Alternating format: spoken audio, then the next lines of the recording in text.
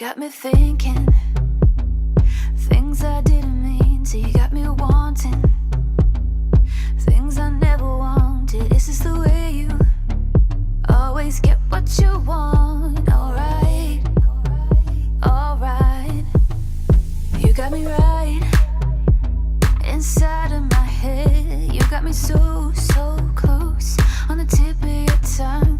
This is the way you always get what you want. Alright, alright. Let's do and say that we're done. Let's do, I know that you want to. Let's do and say that we're done. Say that we're done. Let's do and say that we're done. Let's do and say that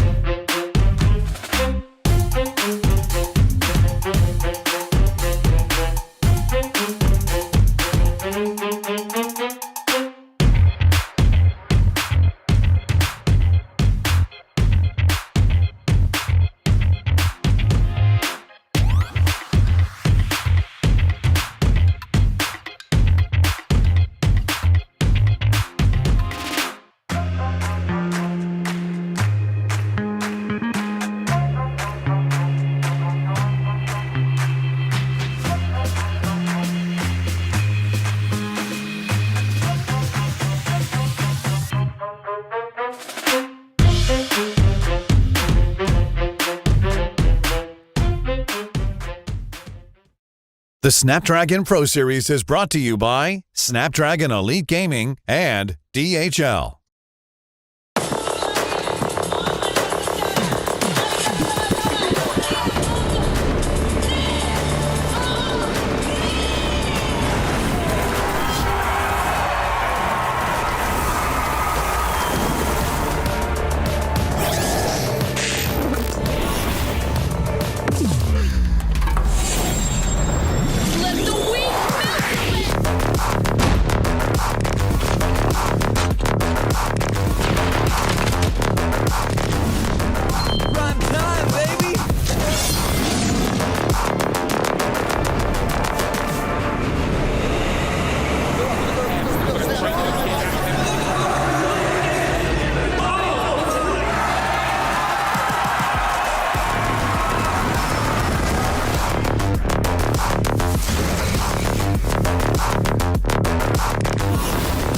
Looks like the players are ready. Here we go!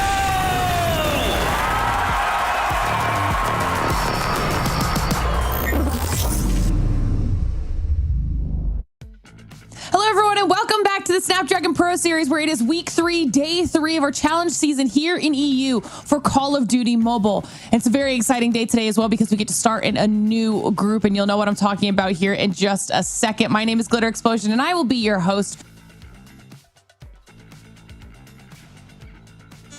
Casters who we're going to be bringing in here as well. We've got Bobby and Proper to kick things off here in EU. Bobby, you have just been absolutely inundated with COD-M stuff this weekend, straight off the back of a watch party. How you feeling?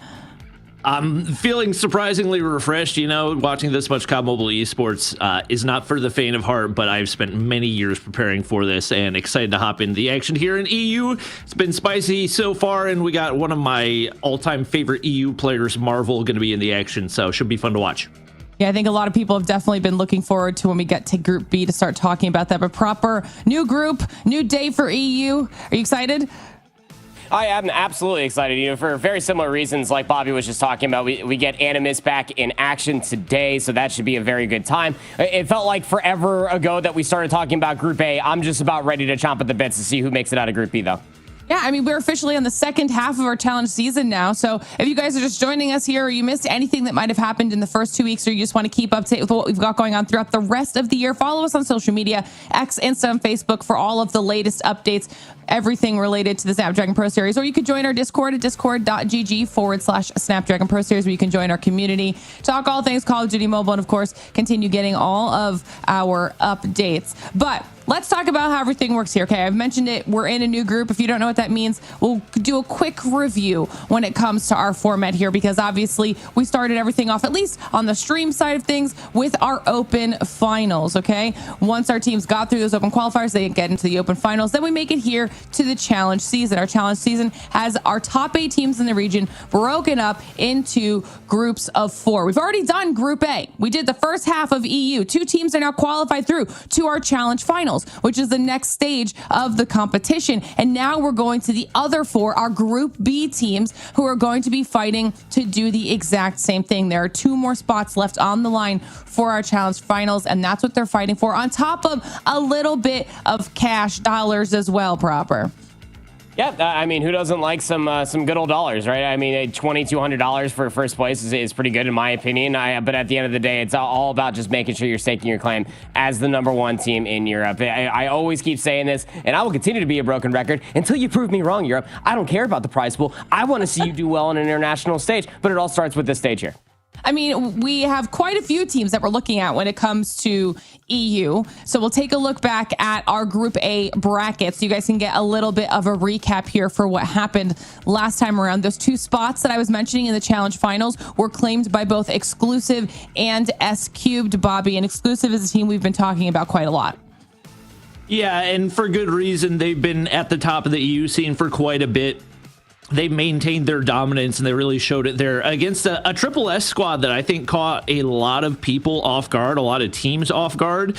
Certainly didn't have a ton of experience as far as Tier 1 tournaments heading into the competition, but they were able to lock in a challenge final spot as well. Obviously, Exclusive the team to beat so far in the competition from everything that we've seen, but Triple S put up a solid fight as well.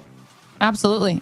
Things that will be interesting so far for our challenge finals, but we need to get 2 more teams in there. And in the same fashion that we have exclusive as that team to be in Group A, we now have Animus in Group B, and they are going to be the one that everyone has their eyes on proper.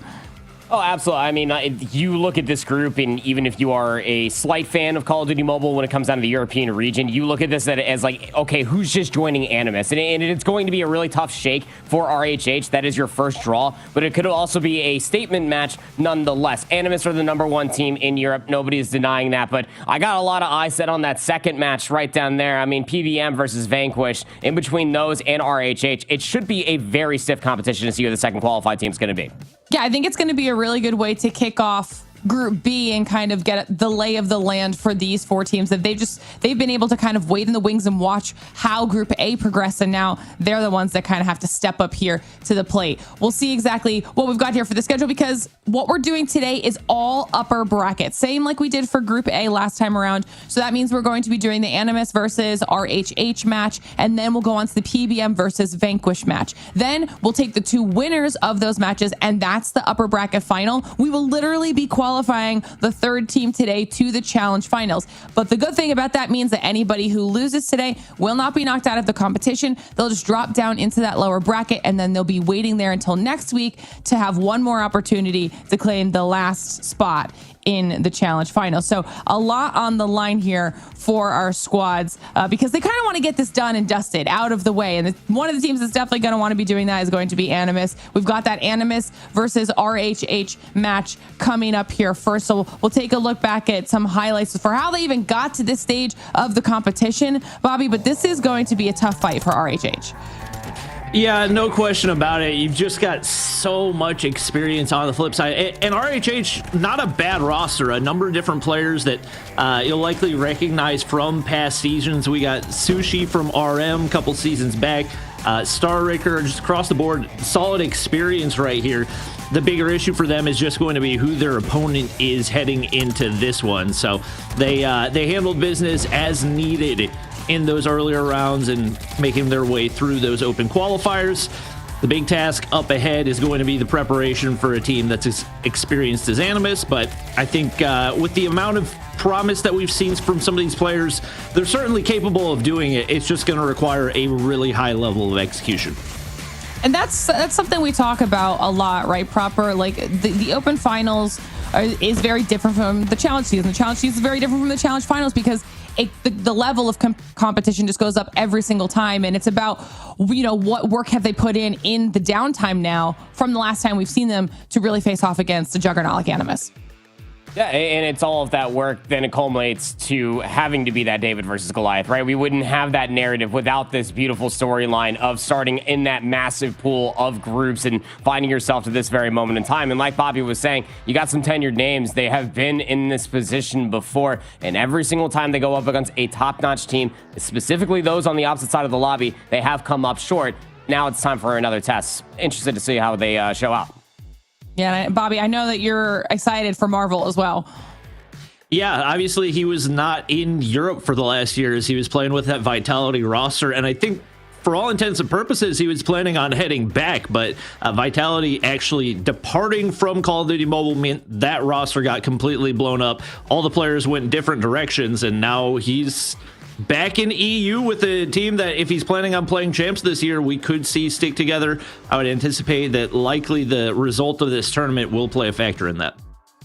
Yeah, I mean, that's definitely always on everybody's minds. While it might be at the end of the year, that's the ultimate goal, is making it through all of our challenge seasons throughout the year. I mean, Mobile Masters, and then of course champs. That's the end all and be all. We talk about it a lot. We want to see what other regions can really compete on that global scale.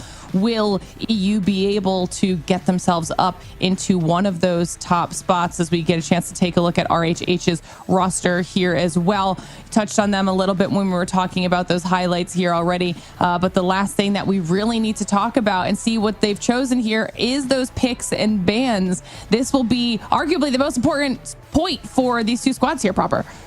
Yeah, and I mean, it's just an unfortunate kind of decider there in the middle, right? You got the takeoff control. They actually lost that versus Kantic Nation. So you already had to wipe that one off the board when you're looking at this best of 5 control. Maybe in general, you weren't expecting to win, but this is maybe your best draw. Look, Hacienda, it's a staple at this point, either a map 1 or 4 in a best of 5 series. So you better have it, and it better look pretty strong here. This is a big moment for Sushi to step up, come out of the gates absolutely swinging. Don't let Animus get too comfortable and set up. This is a good map 1 for them to set things up. In the Tunisia Search and Destroy, we got to see at least some openings and some weaknesses out of Animus. So I don't know, RHH might have a shot.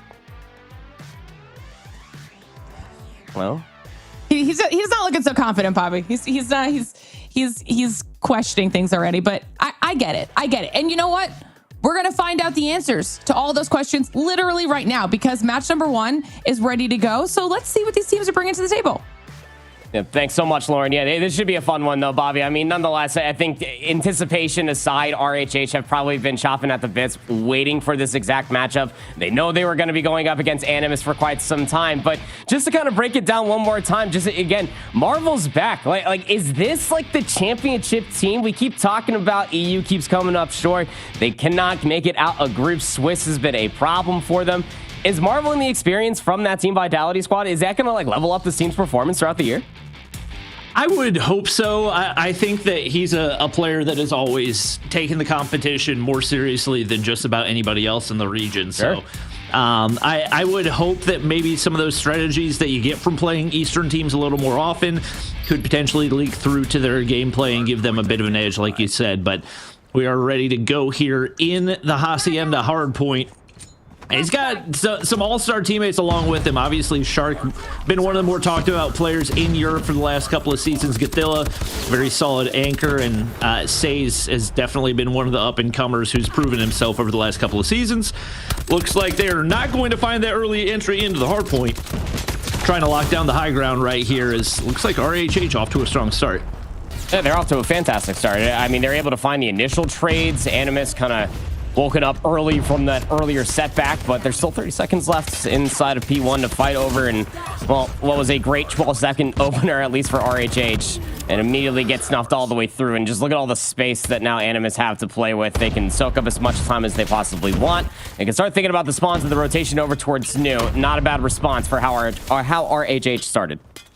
Yeah, absolutely. And Animus off to maybe a slower start than expected. I'm not sure who Kairu is. Maybe you could enlighten me on that one, but he's just now picking up his first kills. Well timed, as it is going to be off the rotation toward P2 right here, looking to lock down Rock side. Gathilla going to be able to find one. Sushi getting hunted, and only one more player on that open side left to contest. Gathilla able to pick up the kill.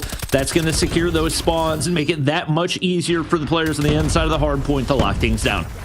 Yeah, Kairu is their listed substitute, and you'd have to give me a little bit more time to pull up all of their history information, as we got a War Machine popped out early from Marvel. Immediately just blows everybody in from RHH, thinking that they have a nice driveway push out of the water. And yeah, it is a really good. You remember that 12-second response and how we started talking about how RHH had a great start versus Animus? That isn't happening anymore. Predator missile towards the tail end of this P2.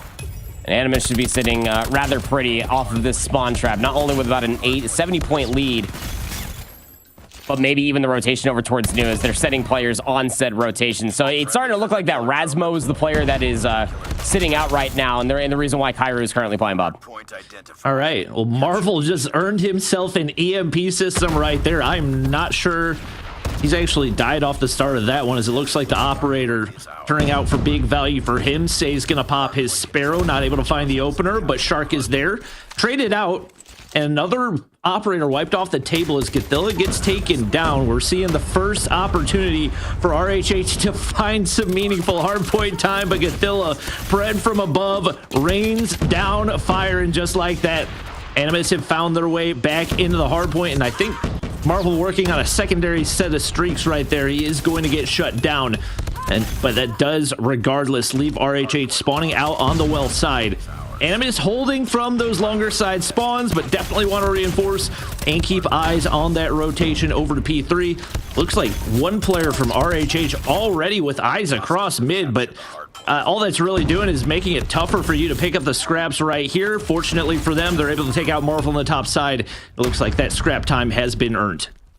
I mean, you get a handful of operators and streaks, and you trade that for a war machine out of HBC. Pump Fake's not going to have theirs on the opposite side, just immediately shut down. Hey, Kairu's already watching the angle. You can just tell from the arrows on the minimap right now, Bobby, that the communication from Animus is at an all-time high. I mean, from all those trades just from resources over by P3, you were able to get about 20 seconds. Animus was already leading by about 80, and now they have extra operators to try to hold the rock hill from the front. Last player alive, driveway spawn's going to be flipping all the way out. Animus now know which way to look, and Kairu's got a gravity vortex gun. Yep, that's going to zone off that outer area for a hot minute. Nice and easy on the inside of the hard point.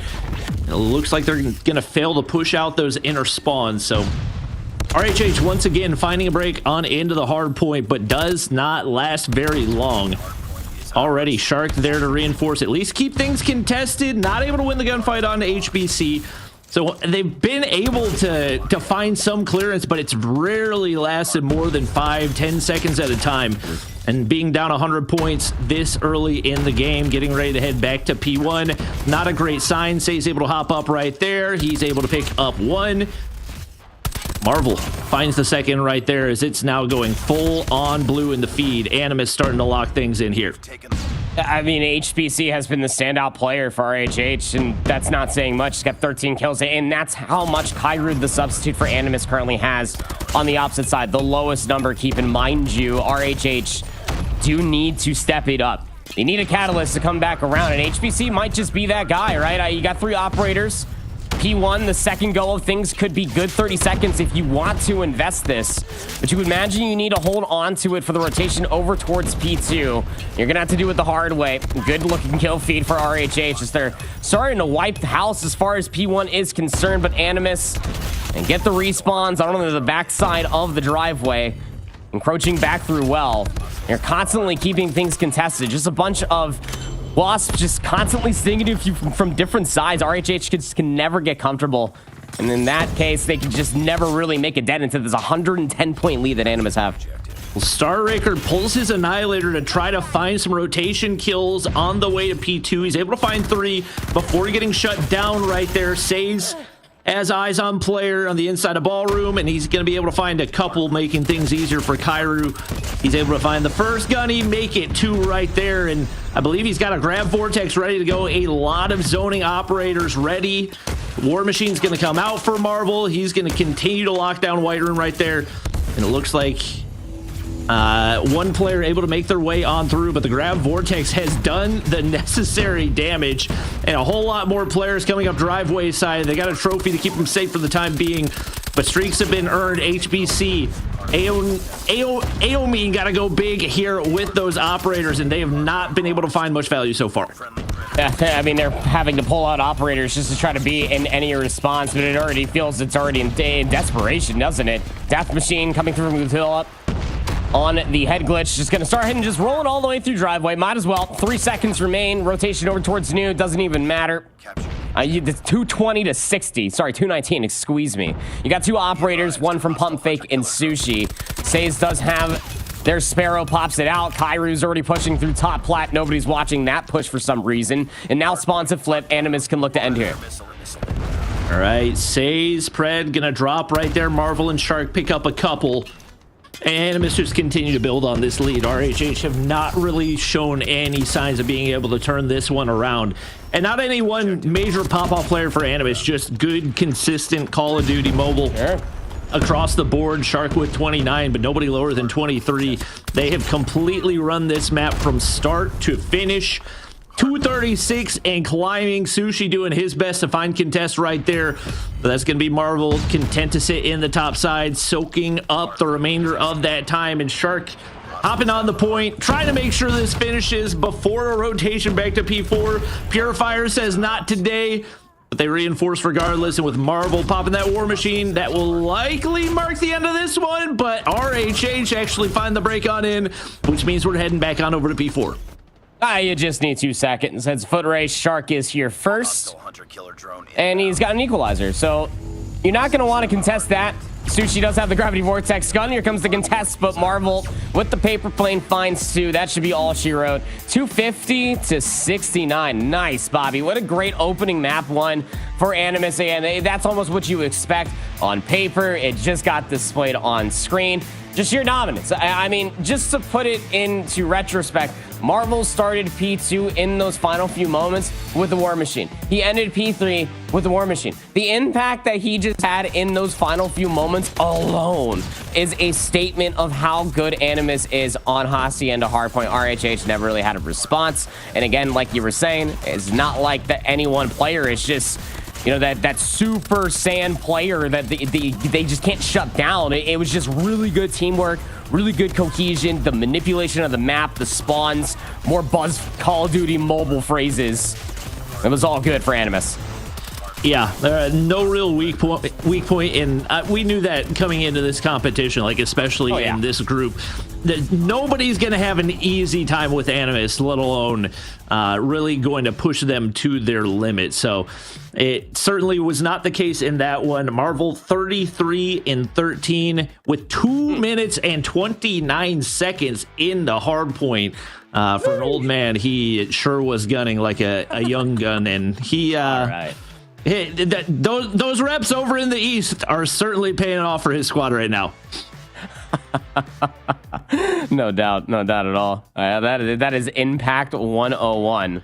That ground does not cement how impactful Marvel really was in that map, number one. Okay, so Animus take a 1-0 lead. And again, the way that I kind of drew up this entire series, because the takeoff control does exist, and whether RHH were just kind of taking a backseat or not, I think that map one kind of cements, like, you got to win the search and destroy if you're RHH, right? I mean, like, it's the one opening maybe Animus did show this season so far, if that. Look, you go back in time, they 3-0'd Queens. The only time that they lost any momentum or control were 3 rounds of Tunisia and then a round 5 on raid control. The raid control isn't even a benefactor of this. So for Tunisia search and destroy, again, another map mode combination we've had for so long here, Bobby. Does RHH got a chance? What they got to do, man? Give it to me straight. I don't know. I think they've got to do something to catch him off guard. But once again, Marvel's got so many reps here. And you usually think of him as being the X factor when it comes to the search and destroy. So you got him dominating at that level in the hard point. You head in the search, and it's just kind of tough to point to any one thing they could possibly do. Obviously, a flow state sniper can always change the game. So looks like they're going to take away opportunities from Kairu to find in kills right here. We do see that HS04 coming out. Saw it previously in CDM this week and has definitely made a dent in the competitive meta. So does look like it's going to afford them 1 kill, but nothing more. But HBC finds Gathilla on a very aggressive flank right there. Says, I think, has info on Aomine. Just waiting for that peek out, and that is not going to be punished as he's actually able to get the kill and dip. Now Marvel, pressure on. He's going to get beamed out of the sky. That's an SMG, by the way. And now Kairu left all alone on the site and on the map.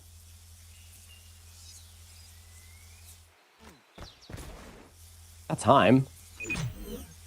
That's a smart call, right? I mean, you try to play for the exit. Oh, his timing could be insane. He's just kind of slipping it ever so slightly, right? HBC is going to play the bomb. Aomine thinks he's still coming from mid. Kairu? Oh, this timing. He sees both. Oh, he had to hit that shot. Hits the second. Sees the next. Doesn't take the shot. The machine pistol. Playing for the regen. Slides forward, but Aomine just too smart. Had the HP advantage. That got weird for a second, Bobby, but hey, numbers advantage. You rush down that lane. It works out pretty well for RHH. Yeah, no question about it. And that's exactly the way they needed to start things there. Maybe a couple of gunfights that could have gone differently for Animus, but you don't stress too much about one round and you kind of stick to your game plan. It looks like once again, relatively split defense. 2 players over on A. Util goes out right here, and Starraker's going to be able to find 1. 2-for-1 trade off the start right here with Animus taking the advantage. I believe the wall bang hitting right there for Kairu. Another big frag to give them that much more of an edge in this round. The bomb's still yet to be picked up, which is maybe the bigger issue at hand. Again, substitute player, by the way. 6 kills. We're not even done with round 2 yet, but potential for more. Godzilla gets information on at least one. You'd like to assume that the other one's nearby here. Marvel looking for the cross. Misses a little bit wide. That's info now on both. They got just trap, but Marvel goes for the chow. There's a nice little shot there in the picture-in-picture, but doesn't change the side. That pump fakes in a 1v odd situation. Just wait for the trade. He's going to get it. Marvel there for the cause. And we're all knotted up. And again, substitute player Kairu as the listed player here for Animus. You go back to Season 5, Snapdragon Pro Series, Bobby, 2024, right? Actually played with Wanted. He has a listed win versus the organization that he's a substitute player for. You got to think. All right. I mean, that's a pretty good thing to have on your resume. I mean, Shark is just running through the map right now. He's got 4 kills already. He's just searching, praying to find that last player. Hey, Mean gonna ruin the ace for him. Trying to make a 1v5 out of it, but he's caught between a rock and a hard place. Say he's gonna put him out of his misery. As Animus take back-to-back rounds following that first, going the way of RHH. Sushi's still looking for a kill. Definitely a player that needs to step up if their squad is going to have a chance up against Animus. See if he can get going right here. Is once again fairly aggressive push. This time it looks like going to send it all the way up the middle. Aomi not able to connect. Looks like they do have some clearance though. 2 players left to be dealt with. Shark looking for info and he's going to get it. He'll be able to dip. They send out Util and that should slow down the push for the time being. That should. I mean, if you're Shark, you're trying to play catch up. Now you just trail Kairu by 1 from those early round antics. Major gonna hit, actually. They're still gonna try to bang this out, but Shark does well for 1, stays there on the cross, and you could do well just to play the trades here if you are Animus. You'll win the round by proxy. So RHH looking to flip the switch. Opportunity through mid. Kairu, he's got this red, and he's got the angle being watched as well. Yeah, takes down Sushi. Now you know they're trapped in mid. Yeah, they could not be in a worse position. Players closing in. Oh my gosh. Like shooting fish in a barrel right there. Pump fake going to be able to find one, but won't find a second. Animus now 3 rounds in a row going their way and handling business as expected so far. And doing it without Marvel really needing to have a dominant performance. Not that he's playing poorly. It's probably largely that he's just not had that many engagements with the way that Animus have been cleaning up these gunfights. This time, RHH getting aggressive over toward the A side. A lot of util going out right there. One player with eyes toward B. It's actually the bomb carrier, super isolated, but Marvel's able to connect for the first blood. And once again, RHH find themselves at a deficit to start. He down there somewhere. No, he not.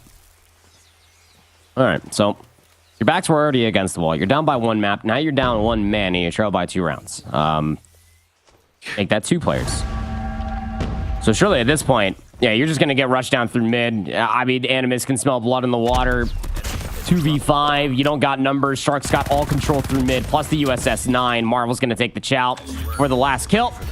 If not Marvel, well, there were 2 more players nearby. So 4-1 goes the lead. And I mean, you almost got to go back to maybe that B rush. They haven't really gotten way too aggressive ever since that one point in time. Every single time Animus get that first blood, RHH become deer in headlights, or chickens as it may be. Here comes the nades over the top, trying to find that early damage and maybe try to rush onto the side here, Bobby.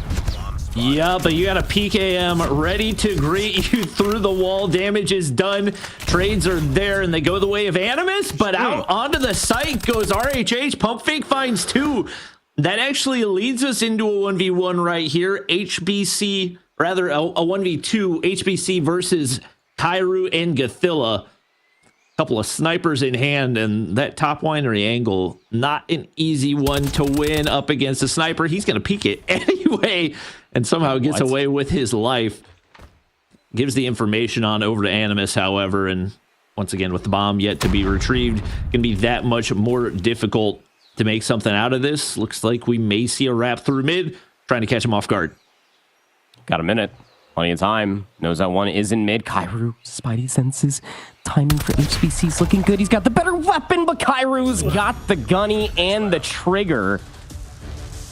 Woo, that would have been close. I don't know why he didn't try to slide around that. He knew that one player was going to be over towards mid. But, like, if you tell me that a USS 9 is going to peek top line through mid, knowing that a sniper's going to be watching that, not on your nan. I would never do that. That was scary as hell. 5-1, by the way. Here comes the side swap, and Animus looking to dominantly take this B side. Proper, you underestimate the USS 9. It is the best SMG, I don't care. That's and crazy. sniper in the game. It's a submachine gun. Regardless, that is an egregious peak. Yeah. That's what you think. They're getting bombed out, but there's somebody directly above. Starraker's going to be able to blow that one up. He's able to find 2 kills.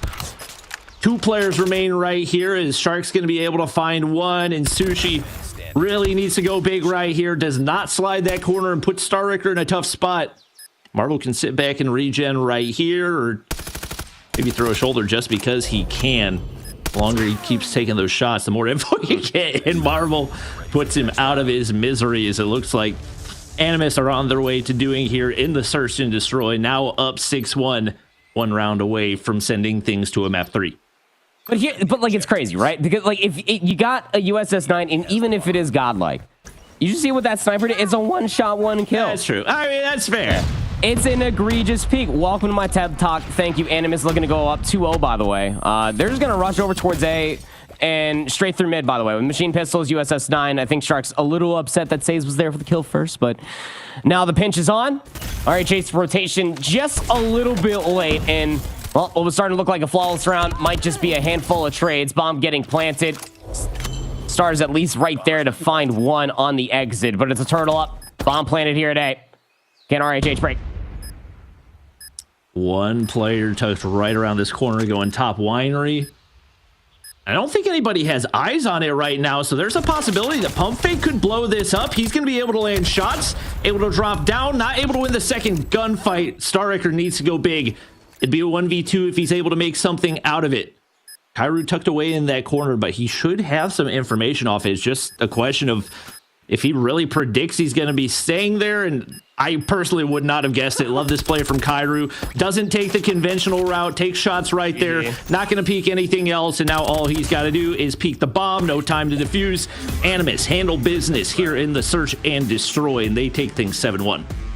Yep, I mean, 5-1, you lost the initial round. You forced Animus to sit up just a wee bit there, and well, they won the next 7 just straight, just flat out. It's raw aggression up through mid, defensive rounds galore. Shark was just having his way, and I mean, when you try to go for these very slow, hesitant peaks, right? I mean, you can see what makes some of the best snipers in European Call of Duty Mobile, right? I mean, Marvel's back. I'm not slow peeking nothing if he's alive on the map. We're double challenge, slide challenge, save a stun for whatever it may be, because the chances are 1 of 3 players could be sniping any one of these crosses on Tunisia. We never saw that adjustment out from RHH ever since the aggressive round number 1. That was it. And it just felt like they got absolutely sucker punched in the round number 2. 10-2 is wild. Is he actually listed as a sub? Because, like, somebody could surely benefit from this type of impact if he is the substitute. Kairu's having a great series so far. Working well with Shark and Marvel, Saze, Guthilla. I mean, pick a player here, Bobby. Everybody's playing fantastic. Yeah, and I mean, you look at the more experienced players on that RHH roster, and they are the ones that are close to the bottom of the leaderboard. HBC, we've seen him around a few seasons, 2-8. Sushi, a fan favorite and a personal favorite, but 1-8, just not going to make the cut going up against his experienced squad like Animus. So he's really got to lock in here heading into the control. It is going to be on takeoff, which once again doesn't really bode all that well for them. It is one of the newer maps, but Animus not going to be fun to deal with on this one. Oh, just because of how slay dependent it is. I mean, control as a game mode is so break off dependent, and is very reliant on being able to find these explosive moments. And these HBC did have a lot of those moments in the Hacienda map 1, but I'm not hopeful. I'm not a betting man either here, Bobby. Like, going to the takeoff control, I said it for a reason. They beat Cantic Nation to qualify 3-1. It was a competitive 4-map series. That's not a good enough resume builder when you lost the takeoff control 1-3 versus a team that's not even here and you're going up against the #1 team. I don't have to become Bob Ross to paint the picture. It's not looking good, but you got to have it if you are RHH. Losers bracket's calling. All right. Say's getting aggressive up the middle right here. No info to be found, but Gothilla and Marvel will find a couple of picks. Shark doesn't come out on top in that one, so it finds them a little bit of clearance out toward the blue side. Kairu up above, gonna get shut down, but Marvel's there to find clearance on the opposite side of the map. So Animus handled the opening push and pretty much push RHH into a full reset right here. Gothilla's going to be able to pick up yet another. Aomin on the top side gets shut down, and Kairu's still working on the streak that he's got from the opening break off of the game. Animus already looking to apply pressure toward that spawn. Further they get forward, the uglier things are going to get for RHH. They've got to find a way to win some of these gunfights on the inside of Stadium. Yeah, I mean, you'd really hope you could just isolate Gothilla by himself. Thank you. Finally, Amin's going to be there to find the trade inside a stadium. That was one of the more influential positions. Now you can maybe shift your focus towards control, because that's where Marvel is currently. Just making you chase ghosts, and by the time you're even worried about the pinch over by control, right back off the respawn block, Gothilla finds kill number 6. Just starts an ever so lasting floodgate of just blue in the kill feed. 2 trades maybe, but we're down to 7 seconds here, Bobby. It's 18v7. You can tell by the can of my voice, this round is donezo, a bonanza. Yeah, 2 seconds left. It was going to be either the lives or the time that ended it. They did not get anywhere close to getting a take of progress, which once again, this is not an easy offense-sided map. This is one that is going to be really, really tough. I mean, it's going to be tough on both objectives, but you got to find some semblance of map control, and there was just absolutely none to be found for RHH. So Gothilla going to look to break off to the left side. Shark gets aggressive up the top side and going to be able to find one. That should be a little bit of breathing room to at least find some way onto the objective. Smoke's going to go out, and they're going to start picking up time over here on A. Shark continues to make his way forward and could potentially apply pressure toward those spawns. Gets shut down on the way. RHH find themselves up alive right here. Animus, not the end of the world, especially do it on offense, keeping things even across the board. It just takes one moment though, right? And it's that push immediately past the scaffolding out of Kairu. Sets up the pinch. Pump fake does find 2. Last couple strays happening over at A. HBC wins the gunfight. You got numbers now if you're RHH. Still back over on the side. And yeah, what a great opening break off. Now they got still that 1 life lead, but you can continue to play the trades. You do get that benefit on defense. Like Bobby said, this is a very difficult map to try to convert an offense on, but it does take one good moment. Kyra's looking for that moment. Gonna get a 1v1 versus Sushi, will lose it. Death Machine's gonna get called by Gothilla on the opposite side, and they're gonna use that as an opportunity to lock in that second segment. Probably a little bit more here at A. Gothilla pops the Death Machine, trying to see how many he can farm off of those spawns. That's already been 3. It's one of the longer lasting operators in the game as well. They're spawning directly in front of him right there, continues to do damage. And as they try to reinforce and make their way back to spawn, that gives time for the rest of the Animus players to make their way forward and apply more pressure. Shark popping the equalizers. He's on a 3 spree, working on some streaks. Only 1 off the Pred missile, and they've now doubled up in lives. They get that A zone captured, and he continues to make his way up towards spawn and streaks 4 days. RHH now down 8 players. Gothilla from the top side, able to find 2, and it's no respawns remaining as it's all down to Aomin in a 1v12. Doesn't really seem to be in the cards. Gothilla gonna look to put him out of his misery. They're actually gonna opt to go ahead and just lock in those objective captures, because if worse comes to worse and you do end up in a round number 5, you want to make sure that you're on the defensive side. Having those objective captures will ensure it. Yep, I mean, that's super typical out of Animus, just to be able to really showcase that. They're still showcasing their very core fundamentals. I mean, I got to really just go back and really dissect that play out of Pump Fake. He had an opportunity to maybe try to pinch that and stop that play. I don't think they knew he could have had that pinch over by A, Bobby, but he pulled out the Purifier. He died, and there was no coming back from that life deficit. Animus aware of it. They got the operator advantage, but they ripped 2 for Sushi's Gravity Vortex gun, and it's the one that comes out on top until Marvel finds an answer back there with their War Machine. And we're just back to square one. I mean, RHH do have forward positioning until Animus come off the respawn block right back into control. They work that pinch wonderfully, much like in round number 1. Predator Missile finds 3. Oof, that is just what a response at RHH, who I honestly thought by shutting down those 2 operators when they did, they were about to maneuver their way over towards that A zone, but silly me. The president is hovering above spawn, waiting for people to spawn in to put them out of their misery. And it seems like every time we get a different Animus POV, they're either activating one or on their way. Kairu's going to call in another. It's 20v6, HBC, War Machine doing everything he can to escape the spawn. But it seems like this will be their grave as only 4 lives remain for RHH. 18 for Animus. They have absolutely handled business in this one. That's machine not going to connect for Gothilla, but absolutely simply a matter of time as it's Shark closing things out and Animus take a 3-0 on the map and in the series.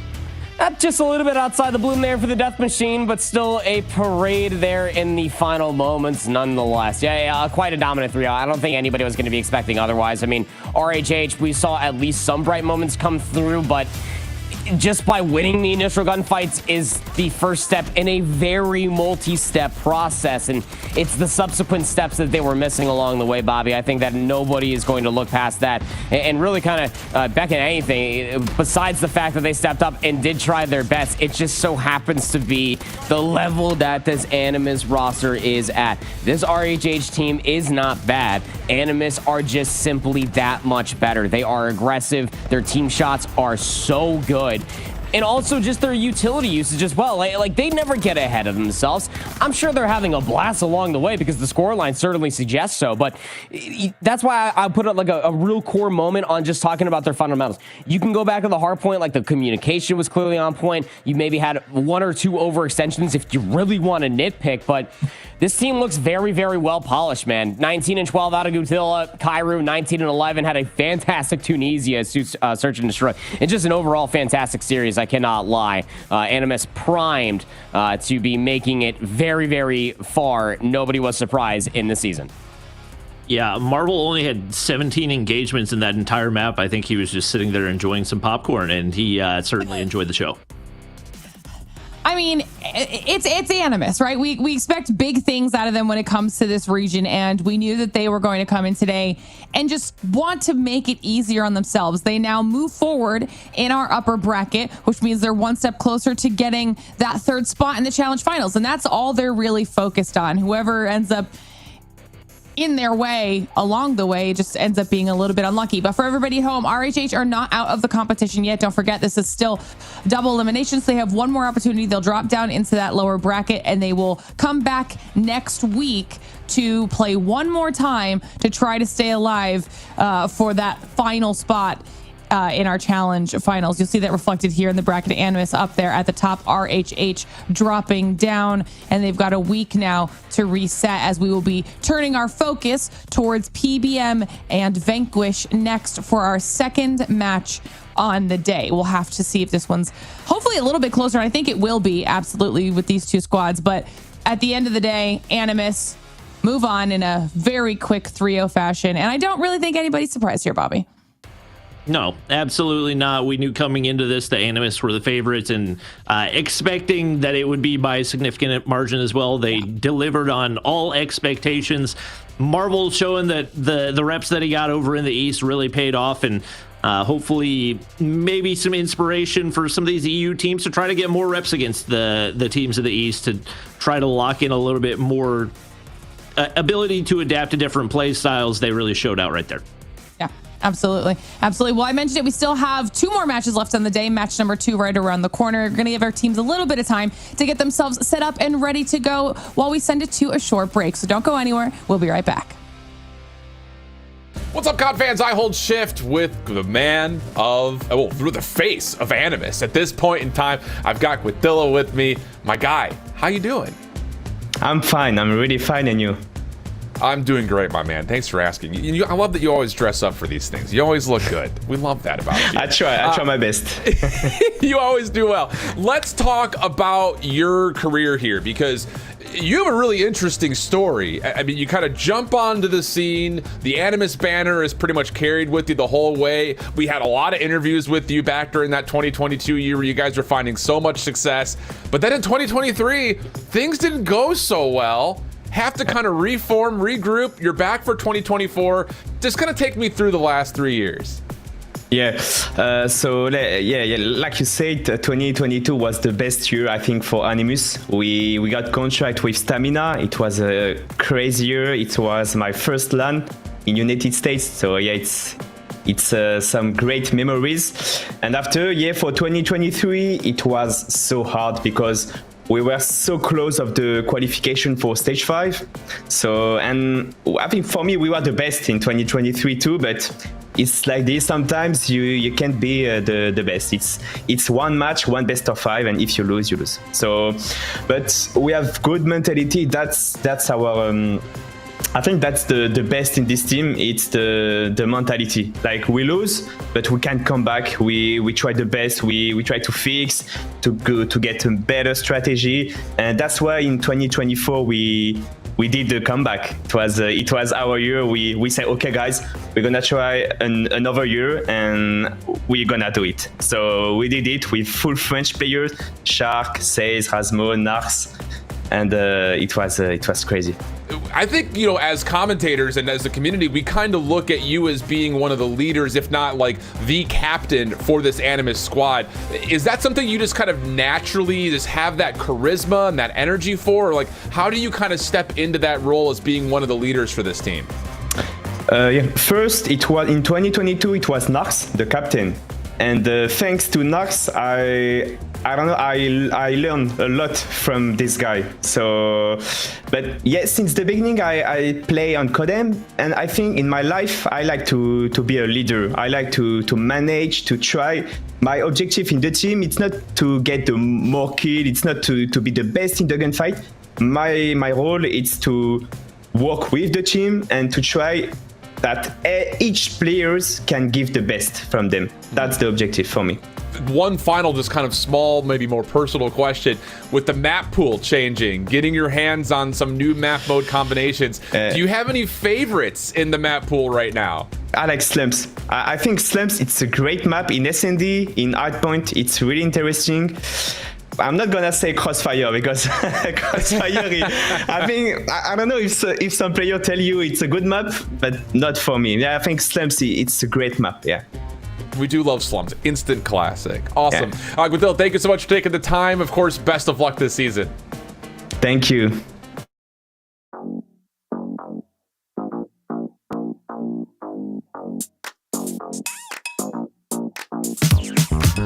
Cutie, dressed up and I'm glistening. I'm the gift, don't wrap me like it's Christmas. Want some yours, you'll know what you've been missing. Feeling like we should get into mischief. Listen, you've been looking like you're down on your luck. Need a girl like me to come through, lift you up. Hold me in your hand, I like when you touch me. Keep me around or you might get lucky. I'ma keep you with the good mood. Keep you up all night.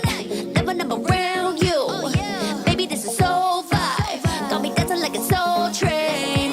Laughing the whole time. Got me singing in the shower.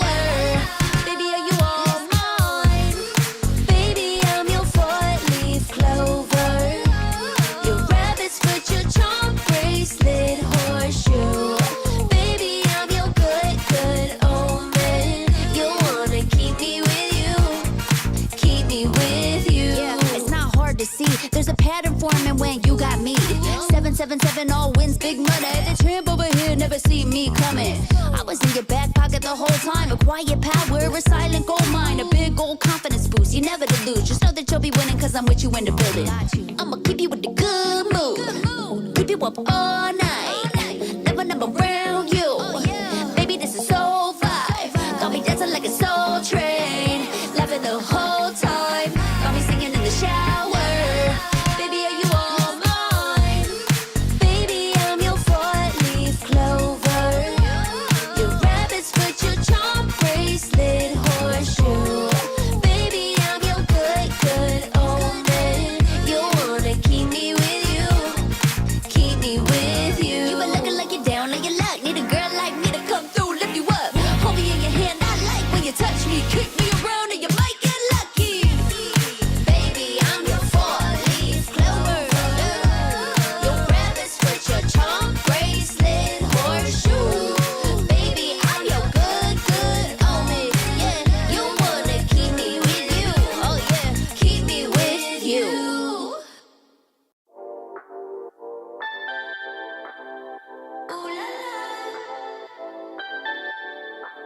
Let's go. Put it in motion.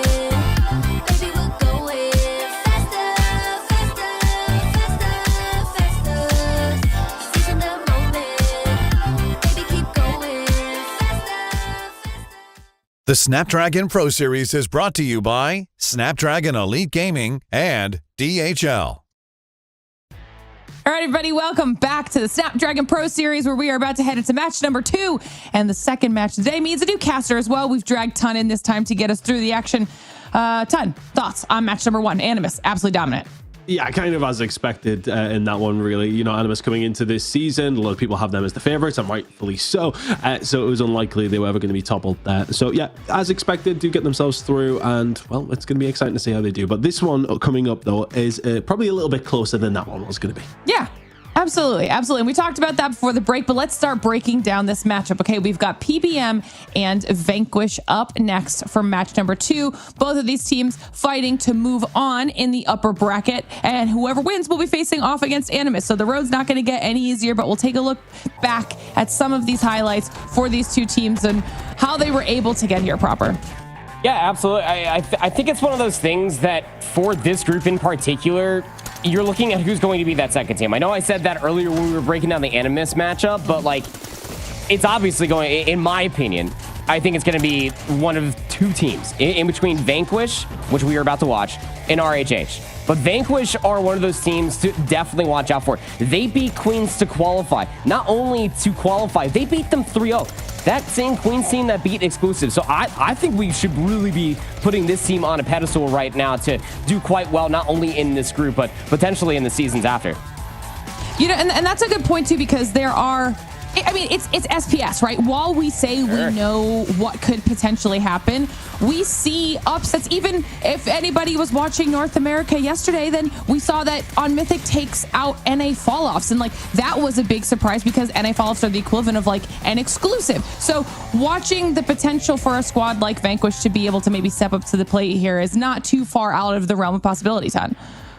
No, it's not. And I think yesterday's surprise as well will give some confidence over towards teams like Vanquish to see if they can go and crack on and actually do something like that again, which we may well get to see later on this evening, of course. But I don't think anybody's seen the 3-0 and the fashion that it happened, though, going down last night. If you didn't see it, go back and check it out in the VOD. Crazy, crazy game. But yeah, it's definitely going to give some teams some confidence.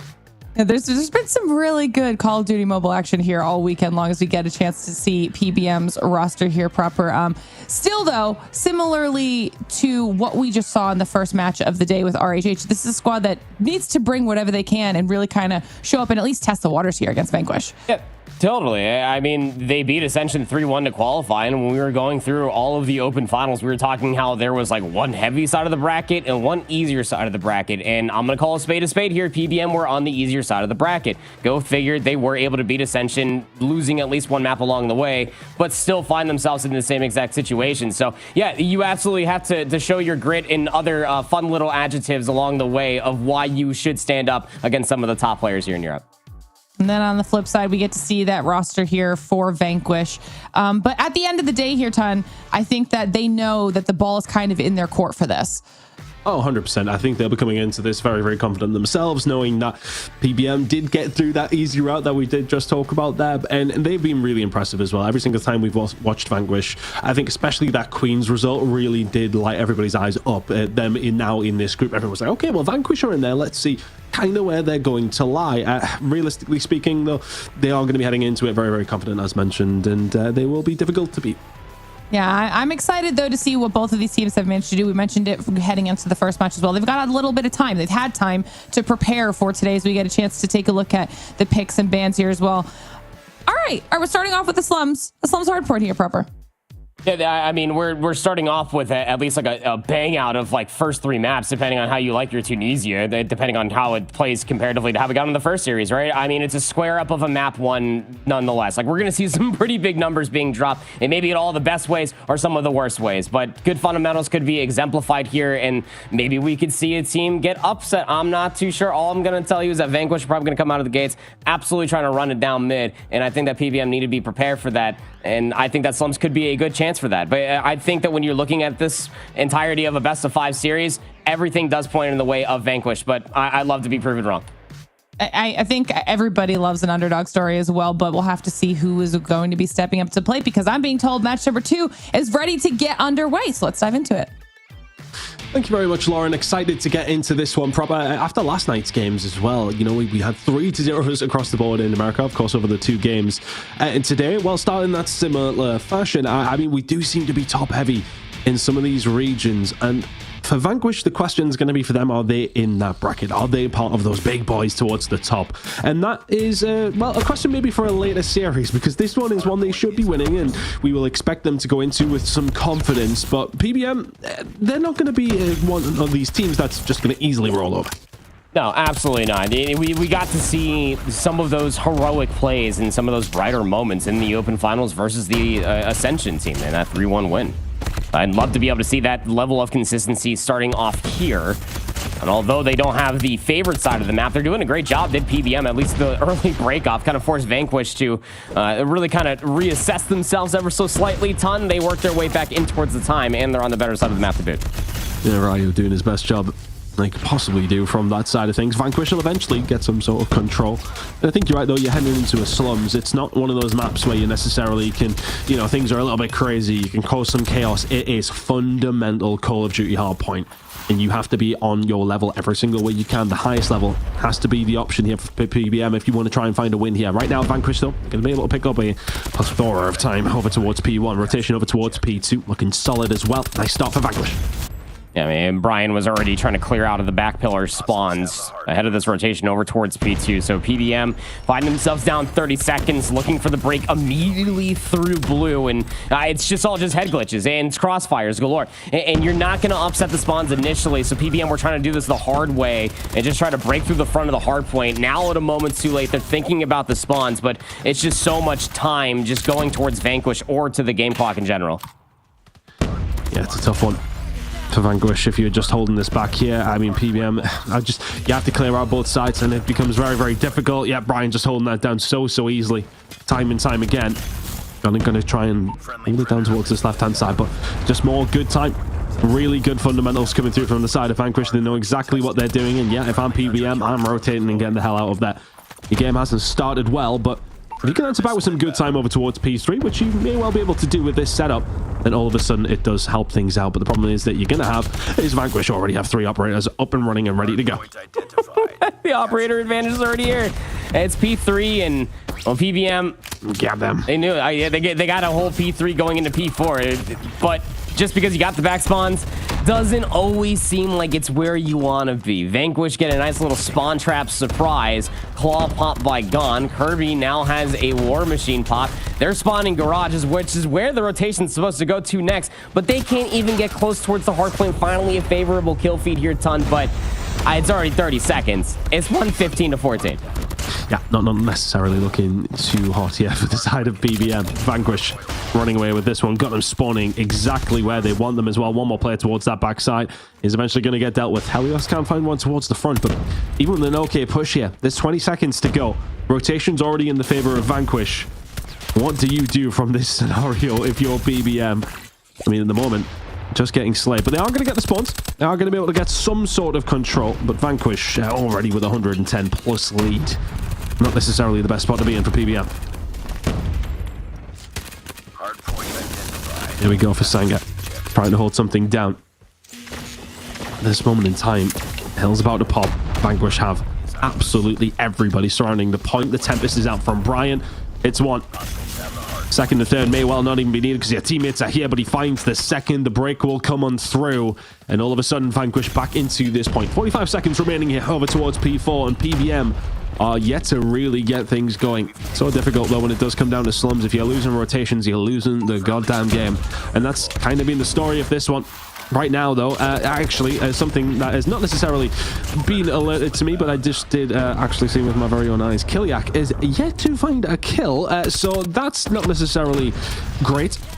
Vanquish very much finding kills and finding plenty of points. I promise my caster is going to be back in a second. Power cut, apparently, or maybe he wanted to pick up a controller and help Kiliak out here because it's not looking great. Vanquish, rotation over towards P1 now starting to come through for them. They've got PBM spawning exactly where you want them. You find that crucial gunfight. You now got the spawns for P2s as well. Sensational work. on the side of Vanquish is just, when it comes down to slums, we've seen it time and time again. It is fundamentals and fundamentals and fundamentals. I think that's why a lot of us have very fond memories of this map. If you were alive back when Black Ops 2 was about, I think I was still 36 at that stage, and I'm 33 now. It's a long time ago. Gone trying to hold this one down now. The lead, insurmountable for PBM to try and bring this one back. Incredible work from the side of Vanquish. PBM yet to really find any answers.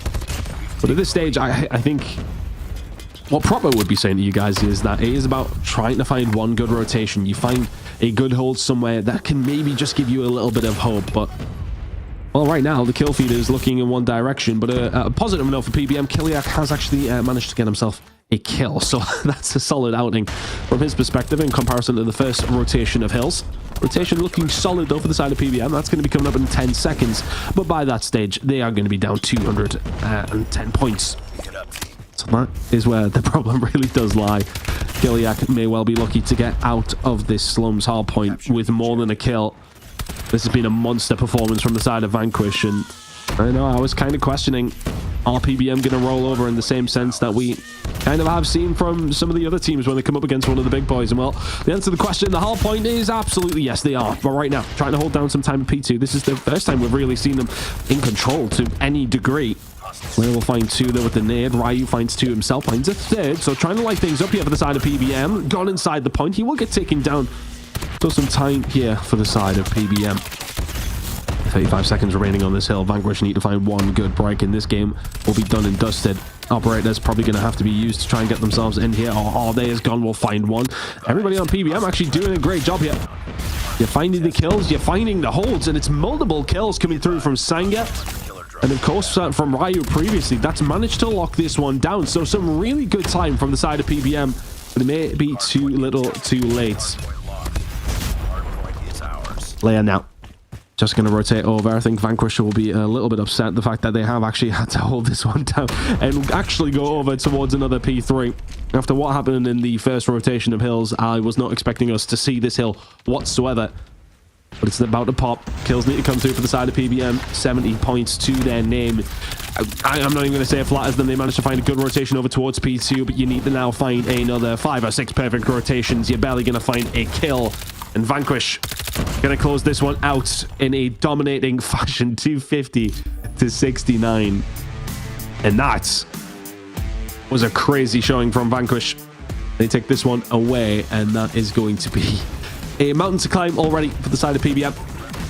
I think when Proper gets back, I'm going to make him cast solo, and we'll see how he can go. Just so I can rest my voice, potentially, but when he does come back, I'd imagine he's going to say similar to me. That was utter domination from the side of Vanquish. I'm curious how many kills Kiliak did end up on, so we'll keep an eye on that towards the end as well.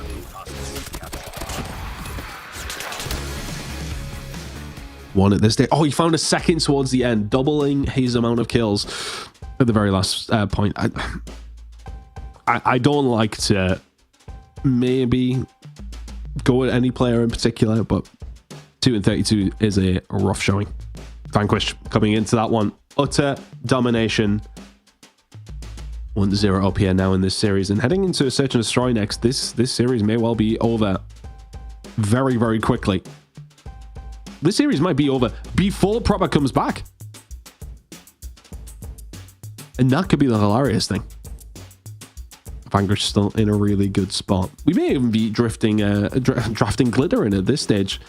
Although Bobby might be still around as well. But we'll get things rolling here for game number 2 in just a second. But Vanquish, oh my goodness me. Incredible work from them. And that is just a tough showing from the side of PBM. But let's see if they can turn it around. This is, of course, the first winners bracket game for both these two teams. Lauren, that was not necessarily the best of performances from PBM. Maybe a better performance than Proper's ISP, though. Yeah, I think that's accurate. You know, I feel like, or maybe, are you the curse? Did Brody leave with you as well, or was that someone else? I'm gonna say it's probably Brody's fault. I'm not sure the answer. I'm just gonna default to that. I mean, great job. Got through the entire hard point, and a little bit of what we expected, though. We knew that Vanquish was going to come in and be pretty strong, and they want to do the same thing that we just watched Animus do in the first match. They want to kind of get in and out of these matches as quickly as possible. They have bigger goals that they are trying to attain. Their sights are set on the challenge finals, and this is just the first step on the path to doing that. And they did it so quickly that you got zero help throughout the entire thing. And now we're going to be heading into the S&D next. Crazy scenes. I honestly, some say we carry this show, and then, well, here we all are. You know, so somebody's going to do the heavy lifting. Some say that. No, nobody really does say that. But we're going to be heading into the search in a second, and I think, is this the time where PBM can maybe try and turn this around? I'm not 100% sure. I think the search and destroy, it's going to be difficult. I think, you know, you can sometimes have you can see flashes. Okay, we've seen that good hold towards P2, but realistically speaking, it's going to be a really harder showing coming into Tunisia as well. You've got to then somehow find some attacks if you want to go on to win this S&D if you're PBM, which is a hard enough thing to do anyway. And then I know that Vanquish are going to be able to find that punching power to get through. So yeah, it's going to be a curious one, but yeah, I'm not too sure if PBM have got this in the locker. But PBM, it's going to be about going into the next game and see how things are going to go down. But I'm starting to hear Andy's name. I'm starting to hear Andy's voice coming back into my ears here, Lauren. Right? Yeah, he might have just barely squeaked in time before we get into the next map. So perfect timing. He did that. He actually went and got a drink. He got a coffee, a tea. He was ready to go. That's probably what he was doing. It's actually exactly what I was doing this entire time. I actually just wanted to leave. You know, like Brody may not be here, but someone in his spirit needs to leave somebody else to solo cast for an entire map. So you know, it's not for me. Oh no, what happened to Bobby? Yeah, it was for you guys. It was for you. I was for you guys. You're welcome. Honestly, everyone was delighted listening to my dulcet tones for an entire, well, I want to say 10 minutes, but it was more like 3. Okay, well now, Tan, you get to take a break. Andy, we're going back into map 2, so enjoy. Cool. Yep. No, I got this one. Tom, why don't you go ahead and take a seat, man? Go ahead and make a cappuccino. I don't know, whatever you Brits do. Yeah, go ahead and take a nap. Take a nap, mate. Good. I mean, you know, if we're all okay with that, I'll just kick back in this search and destroy. But based on what we've seen in map number 1, I'm not too sure how much of it you got to see, but none. I had no internet. I had no power ton. I don't know what happened in map 1 at all. So one of the players from PBM only got 2 kills. Is kind of what I want to tell you. Yeah, we've got a saying in the UK. I'm not too sure if it translates over to your side of the Atlantic. It's called when you have 30 winks. And that is more so about, like, you know, those, like, just a small, tiny nap. I don't think I would even get one of those in the period of time that the search and destroy may well take if Vanquish play the same as they did in map number 1. Well, but it's search. It is search. No, it got lost in translation immediately. No, your British idioms will never make sense to me. This is what Google is for. Yeah, can you Google that for me real quick? I can. Okay, thanks, bud. I got you. Very forward approach defensively. I will say that much out of Vanquish. I guess that is kind of on par for how you just described map 1 to me. Because PBM are very hesitant on just trying to remove themselves from winery. Quick little peek up from the top. Don't see anybody through mid, but a nice little nade from Axe will take down one in towards the back. So you already lost numbers if you are PBM. That allows Axis and Brian to push up through the middle of the map, slowly suppress them in towards the backside of Wine. You down there somewhere? Were you? Hits trophy. Doesn't find anything. I actually got the saying wrong. It's actually 40 winks, not 30. Oh. Because that's why I didn't get it. That probably is why you didn't get it. And it is definitely British. BBM trying to find a way through. They will find a kill. Axis is able to answer it back. Now we 4 versus 3. Axis now starting to put the pain down, really. There's 3 kills in the round for him. All alone, he's lonesome. We're very much looking for the ace if he can find it. Well, he's got a bomb anyway, and now they're just going to run into Gon as well. Astral can find one to answer back. But he 1 versus 3 now. They've got him pinned in. They know exactly where he is, and he's dead to rights. It's 4 kills in the round for Axis. In the first round over towards Vanquish. Yeah. I mean, you find that first, but I guess most importantly, if you are Vanquish, like those 2 players are at B, like they get information by not getting information, right? Like, they ain't see a soul, so they just slowly start pushing up. Axis Brian finds that first blood. They're just sitting there, just lurking, just seeing if they get a free glass of wine. Nades over the top. No, it's actually Astral. Finds that first blood. And now they're probably going to expect the push to come through over on the B lane. Axis and Brian are thinking about it. Probably a little bit more hesitant this time around, given they don't have the numbers. If they can find a way through, they are being hesitant, but I think they're curious about a flank that could be coming through. And, well, it did. And Sanga dealt with it. Can you find another? Yes, you can. Yeah, okay, just line up for me, boys. No problem whatsoever. And I think this is where Vanquish could kind of fall foul to a certain degree. You've got to be careful. You cannot just head first down the middle of the map up against some of these teams. PBM will shut you down. And a huge opportunity for PBM to get themselves on the board here. Got the numbers to do so. Just got a swarm. You already gave away the information. Slow peek. On the backside underneath the scaffolding. No, not like this. Oh, Gon's got a shotgun. Swaps away just in the nick of time. But that got a little weird for a second. But great isolation of the kills. An opening snipe out of PBM meant that they had numbers. And they were really playing for the overextension to come through. And they were right to do so. It all worked out. PBM tied things up. Lovely stuff. Vanquish now will probably just sit in and wait for the push that will inevitably have to come from PBM. It's a difficult pushover towards this A side, though. You've got to try and find a pick, and you're just hoping if you're PBM that Vanquish misstep again.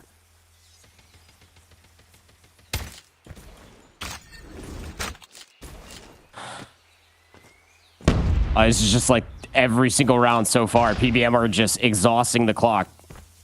And we've always talked about this, you know, when it comes to like other regions playing Search and Destroy, like they do a really good job of just exhausting the clock. They're making Tunisia essentially feel like Kurahana. And just seeing if anybody's going to overextend, which Brian does. And whether it was or not, it's still an isolated kill. And it means that PBM have numbers in again. And so far, they're batting 100. When they get first blood, they win the round. Let's see if they can convert it again. Conversion rate of those first bloods is just the hallmark of a good Search and Destroy team. So if you can get something going here for your PM, and hey, we can maybe talk about something of a comeback potentially. PBM trying to find a way through. Helios will find the kill on Axis as well. They're working this Search and Destroy really well. They're being super patient. And if anything, I wonder if Vanquish are just not showing them enough respect, because now they're pushing forward. Sanga should have found that kill. Be tempted to push forward, but he sits back in. Nice play from him. Backs them down. Bomb is down. And now Vanquish need to find a 3 versus 4 retake, meaning it now a 2 versus 4 retake. Astral's just gotta play with the time, get some shots. Gone. He was weak, and well, now he is just simply gone. Kirby, 1v3. He just doesn't have enough time. He's just too many angles. Sorry. Maybe. That looked pretty good to me. We'll manage to get a hold of a kill, yeah. Over towards the Search and Destroy. It was Kiliak who did struggle in the hard point. Manages to find a kill, and PBM find themselves in the lead here. It definitely feels like Vanquish are not showing them enough respect over towards this B side, kind of throwing first bloods away, and PBM are making the most of it. Sure are. Again, gotta stop these overextensions, or just playing a situation where you don't give away first bloods or early damage from nades, which is so much easier said than done on a map like Tunisia. We've been studying these nades since yesterday, honestly. So here comes the nades over top of B. That's going to be the alarm bell for Gone to maybe rotate. No, we thought about it. I mean, PBM have lurking around A more often than not. Yeah, Brian's just lurking in through mid, finds the first plus an extra early numbers. Frag out. A minute and 20 to go. Stuck in between a rock and a hard place. If you're Helios, Axis just making sure those last couple of bullets are now Astral. Left in a 1 versus 5 has kind of slipped the net here to a certain degree. Not for very long. Oh, has he? He's sprinting for his life. He's going to spin around now. Can he find anything? Yes, he can find one, but that will be that. And Vanquish will tie things up here. But as far as attacking rounds go, 2 rounds already for the side of PBM. On their side, 2 more rounds to go to try and find something. It's just a bit of a tall order, right, though? I mean, surely. Well, I mean, Brian's just not going to start rushing anymore. So now it's going to call for PBM to try to take a quick execute, and that's exactly what they're going to do. You got one player playing up close. That's Lair. Goes 1 for 1, but the information's still there. But PBM, they got numbers on this side. They can expect gone on the quick flank? Nobody's watching this. Oh, easy pickings, and now you're trapped inside the A-bomb. It's just such a horrible place to be. God will push through, though. Can't find it. Helios again has done so well, but Brian now left in a 1 versus 1. Can he manage to find it? No, he can't. Sanga gets the better of him. Another attacking round here for PBM. Vanquish need to switch on very quickly. I mean, I just love this out of PBM. Like, they're doing such a good job of just manipulating the clock and forcing the issue. Like, Sanga knew that challenge was going to be coming through. It was probably the best chance for Brian to maybe try to clutch that situation. It doesn't work out, but he was still holding the irons. Another quick hit over towards A. This time, Vanquish being a little bit more respectable, and they find first blood. You have to find these first bloods. I mean, a 3-round defense. I suppose, you know, we will see Vanquish in that full floor when they get an opportunity to find those attacks. But right now they are in a 4 versus 2 in their favor to find this 3rd round of search. Ryu and Astral are together. And it's going to be about Astral trying to find a pick here. Utility on its way. Astral. Blind as a bat. We'll have to back on down and just stuck in Winery. Worst places to be, but right now for the side of PBM, it's a tough round to find. Sure is. You can just see they know the information. You just watch all the crosses. They're trapped inside a wine. Astral has to find a massive pick. And I mean a massive pick. And get away with their life, too. That's the most crucial part here in this 2v4. You got under 60 seconds. Ryu still has the bomb. And they might be thinking about a rotation over towards B. Now, nobody's immediately watching this exit from the backside of wine. Are they thinking about double dipping back over towards A? This would not be wise. Okay. Smart play, boys. Ryan will be the one waiting for them. They don't have a great deal of time here, though. 30 seconds to go. You've not had any map presence over towards, well, anywhere outside of Winery, so you'll feel the need to check corners. You honestly do not have time. Brian is going to be ready and waiting. He's going to find at least one here. You would like to fit. That's the first. The second is there. Brian will clean it up. 3 apiece. Vanquish turned it on when he needs to, but PBM with some life here. Over towards the defensive side for them. Already with 3 rounds. That's not a bad outing on your attacking side. I mean, you're happy splitting that, right? 50-50, 3-3 on both sides. Now it's just about locking things down on the defensive half. You go back, especially for, you described that map number 1. Sounds like one team's got a little bit more pace. Hopefully PBM are ready to deal with that as the aggression's coming over towards B. Not so much able to deal with it initially, though. But they do still have some numbers to try and find a retake, but it's just so difficult when this bomb site is down and everybody from Vanquish is alive and kicking. The big player to get rid of straight away is going to be number 5. That's going to be Leia. Ready and waiting to hold down the spawn side. You can see he's found a kill on the minimap. Axis waiting in this corner. We'll find another. Yeah, good luck getting back into this site. Vanquish. That's a bit more like what we probably thought we were going to see throughout the search and destroy here, as they find their first attacking round. That's got to be the immediate question, right? I mean, PBM going to have to force to retake once Vanquish fully assault a site, and they have full coverage of it as well. They haven't looked good at being the aggressors. They've been good at playing counter-aggression. It just comes down to these opening first few fights. Good nades over the top, but the trophy system's going to be there right to deny it. That's the information. You know that they should still be lurking around A, and this is the snail space that PBM have done well on the opposite side. Can they hold? One's already found a route through, though. A little bit of an awkward shot. Elias will eventually get taken down. Kirby finds a second, somehow getting something going here. Oh, the third was pixels away. Not once, but twice. Now a 2 versus 3 for the side of Vanquish. There's another. Axis will find one himself. There'll have to be a collective ace between Axis and Kirby if they want to try and find this round. Now back on down, but the problem they've got is that bomb is securely in that A site. But can they find the kills? The nade was initially put down. Kirby will flank after that as well. Ryu in the corner may well catch one. He does not at all. It's 4 in the round from Kirby, and Vanquish have a 5th. Yeah, just marching their way towards a 2-0 lead here in this series. Just raw aggression looking quite good for them. Defend the objectives. And yeah, it's just having to deal with these initial fights. The nades are great, but you even had some semblance of numbers through that opening salvo. The early rotation was the response, and it's going to be the response once again. Axis still finds first blood. The double snipers. Why not 3 in the feed? Golly, making a flawless round. I mean, this is just relentless from the side of Vanquish. There's another Kirby. 11 kills to his name. 6-3. 1 round away from Vanquish. A minus scare here in the Search and Destroy is all it seems to have been. And I think it arguably came from a bit of disrespect, a bit of lack of awareness from the side of Vanquish, which, I mean, if they're going to be going up against Animus next, are definitely going to have to sharpen up on that side of things. You cannot be giving things over towards a squad like that. You give it over towards PBM, things got a little bit scary, but you'll be looking to close it out here in round number 10. Brian finding a way through. It's going to be about Killia trying to find something, can't find anything. Sanga's being back down, everybody getting very, very aggressive. Gon can find another. Ryu and Astro not answering back. 3 versus 3, shots towards the backside. And now a little bit of a dangerous spot because you haven't got the bomb down. It's kind of like fish in a barrel if you don't have control of it towards that top side. BBM have a chance in this round. But they have all the information now, no ton. Like, they already cleared. They saw at least 2. Gon's cleared all through mid. He's not been shot at over by A. And Brian never lost the bomb. Up to 10 kills. A bomb site is theirs. Kirby will probably die, but it still might be that PBM could truly think that they might still be going towards this site. No, catches one lacking. He's not immediately traded. And now he knows where the rest are. How on earth has he got away with this? Bomb down over towards A, and this is a disaster now for PBM because you know Kirby's around. You're going to have to check corners, right? Ryuki as well.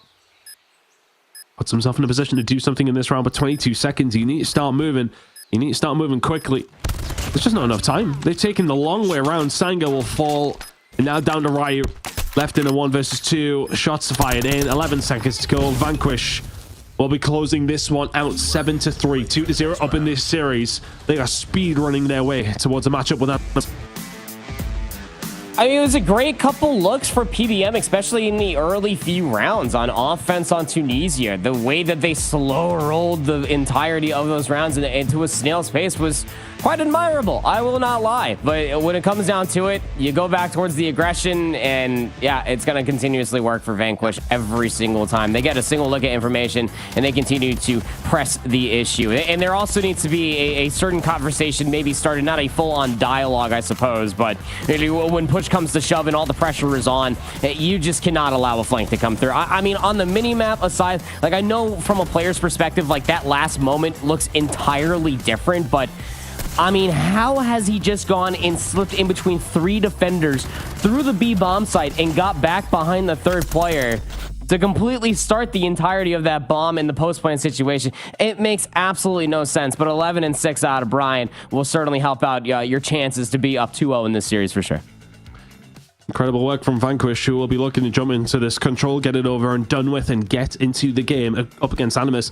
And that's going to be a really interesting one when we do get there, if we do get there. But sure, you know, it's just one of those situations where if you're PBM, you need to find, well, another 5 gears at this stage.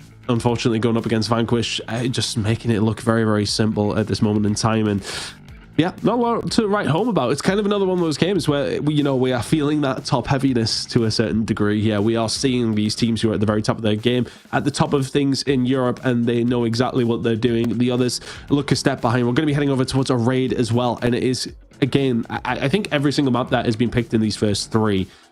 For Vanquish, you are going in, and it's fundamental hardpoint, it's fundamental search and destroy, and it is fundamental raid control. It is just a perfect map pick for, I suppose, a better team here. Look, it's a map mode combination has been around for a long time. Raid's been a very long time. You know, I'm happy I have a fellow old head on this cast. Would you rate Raid higher or lower than Hacienda as a hardpoint and control map? Higher. Nice. Higher. Man. The answer is always higher when it comes down to it. I knew I would enjoy drinking a glass of wine with you, but control here for Vanquish, it should be pretty good for them, honestly speaking. I mean, like, core fundies should be on point.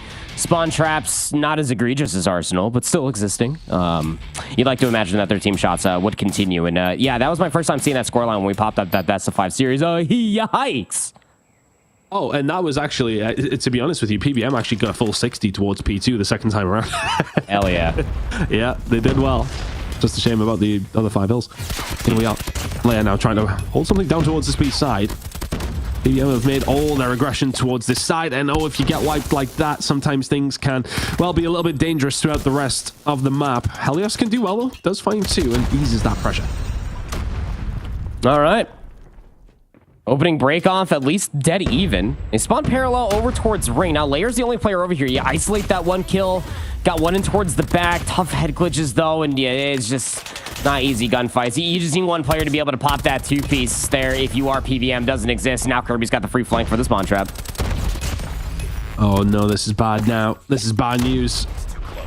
They found themselves in towards the garage side, but actually have nobody over towards the bedroom side.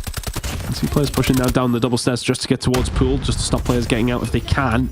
And that is maybe easier said than done. PBM do, well, for a moment find a slight route out. Sanga can actually find 2. And we'll get some inroads over towards A, but right now his teammates are getting farmed off the respawn.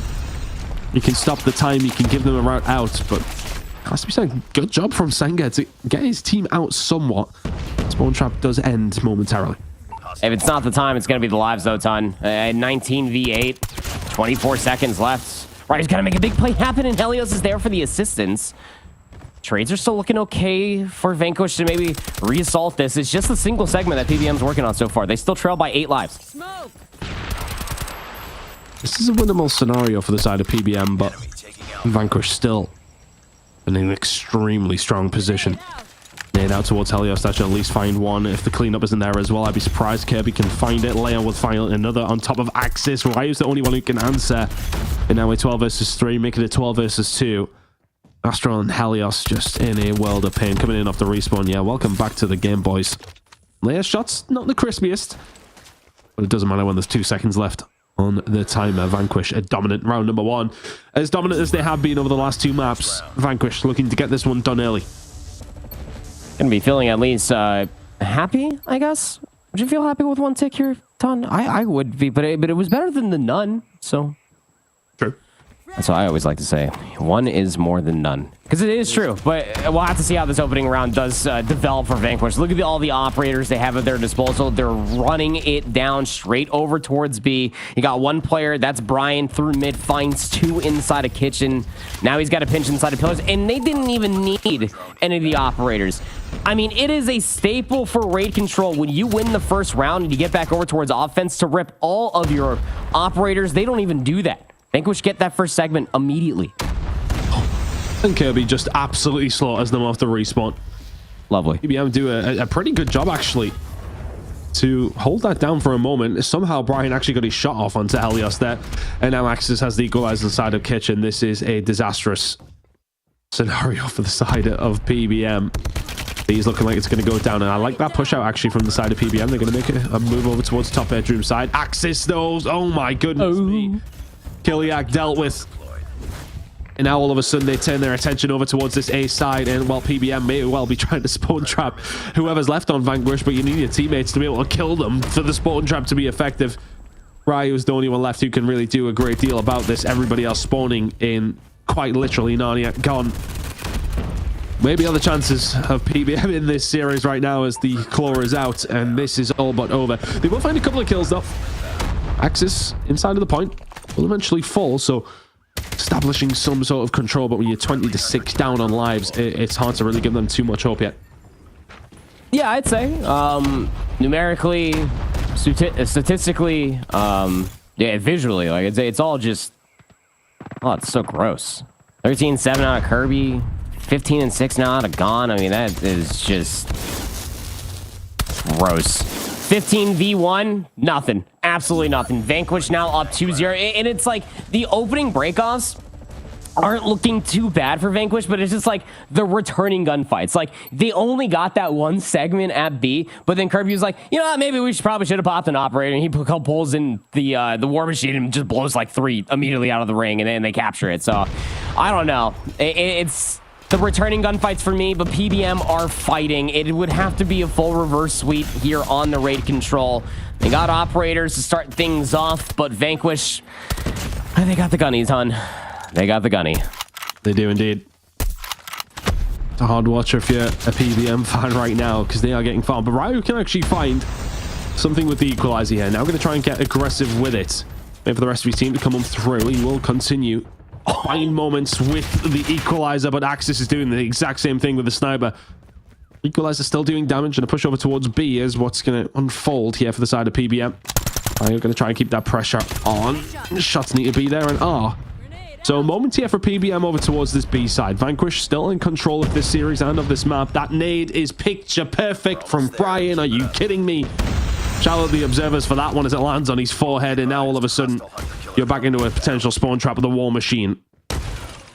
Farming you down. I mean, PBM at this moment in time still have some sort of control though. The kill's not falling the way of Vanquish. And the War Machine finds nothing. Sanga's got a claw over by Ring. First segment should be locked. They should be stacking this, and you know that one's going to be coming around on the backside of the spawn. You try to chow. Axis is watching from open stairs. Here comes the flank from Kirby. And, well, it's just the last player will be Helios playing inside a Ring, and he doesn't know which way to look because of all of his teammates are just dead. And it's another one of those moments where, like, if you're looking at it from PBM's perspective, like, it was looking so good until it just wasn't. Axis finds that first kill, and then it's all just blood spilled across Ring. Operators get pulled. 12 seconds remain. It's tough going up against some of these top-end teams. Respect over towards PBM for showing something, at least in the control and the search and destroy. But Vanquish looking like a team who really do want to show something up against Animus, which is going to be their next matchup. Coming to you immediately after this one. 10 versus 4. PBM still working on something over towards this B side to try and get something going. Killian finds some good shots though. Just a slow start of the series for him. Hold up. 9 versus 3. Will get a hold of B. Helios can find another as well, but a 2 versus 8 here proper. Just unlikely to happen. He does have an operator. Can he do anything with it? Oh, unlikely. This Helios will only find one. Ryu will be dealt with. And it just felt like that one went on a lot longer than we expected. It will be Vanquish to take that one away. A 3-0 victory for him, or for them, I should say. That is as convincing as you're ever really likely to see. Outside the search and destroy, which I think Vanquish will probably look back at and sort of say to themselves, could we be a little bit stronger there? But realistically speaking, I think they knew the game was over as much as we did. It's stronger is the wrong. Can they be more patient? I think it's the right. Yeah, it's one thing knowing like you got the better gunny in the lobby, but just a little bit of patience, and I think all of that patience paid off there in those 3 rounds of control. It was just an onslaught, and probably the reason being why those opening breakoffs were so close. But I want to go back towards Vanquish's what was it, their initial round of offense. They're in round number 2 where they did their opening breakoff without a single operator whatsoever. That's respectable, and whether it was meant to be BM, I didn't take it that way at all. I think it was more respectable to be able to say, hey, when you're going up against these top teams, you're going to be having offensive times where you don't have the luxury of having operators, because it will be that close against other top teams, specifically the one you're about to be facing. So I don't mind that little bit of a practice, and it was really well done and well orchestrated as well, as Axis goes 24-10, continuously sniping across the map, 22-12 out of Kirby. These are just your usual suspects. You need to stay hot amidst this rampage, and a little bit of cool off for their upcoming match. There we go. Vanquish find everything they need to. A 3-0 win and set up a lovely date with Animus, which is going to be coming up soon. Lauren, excited for this one.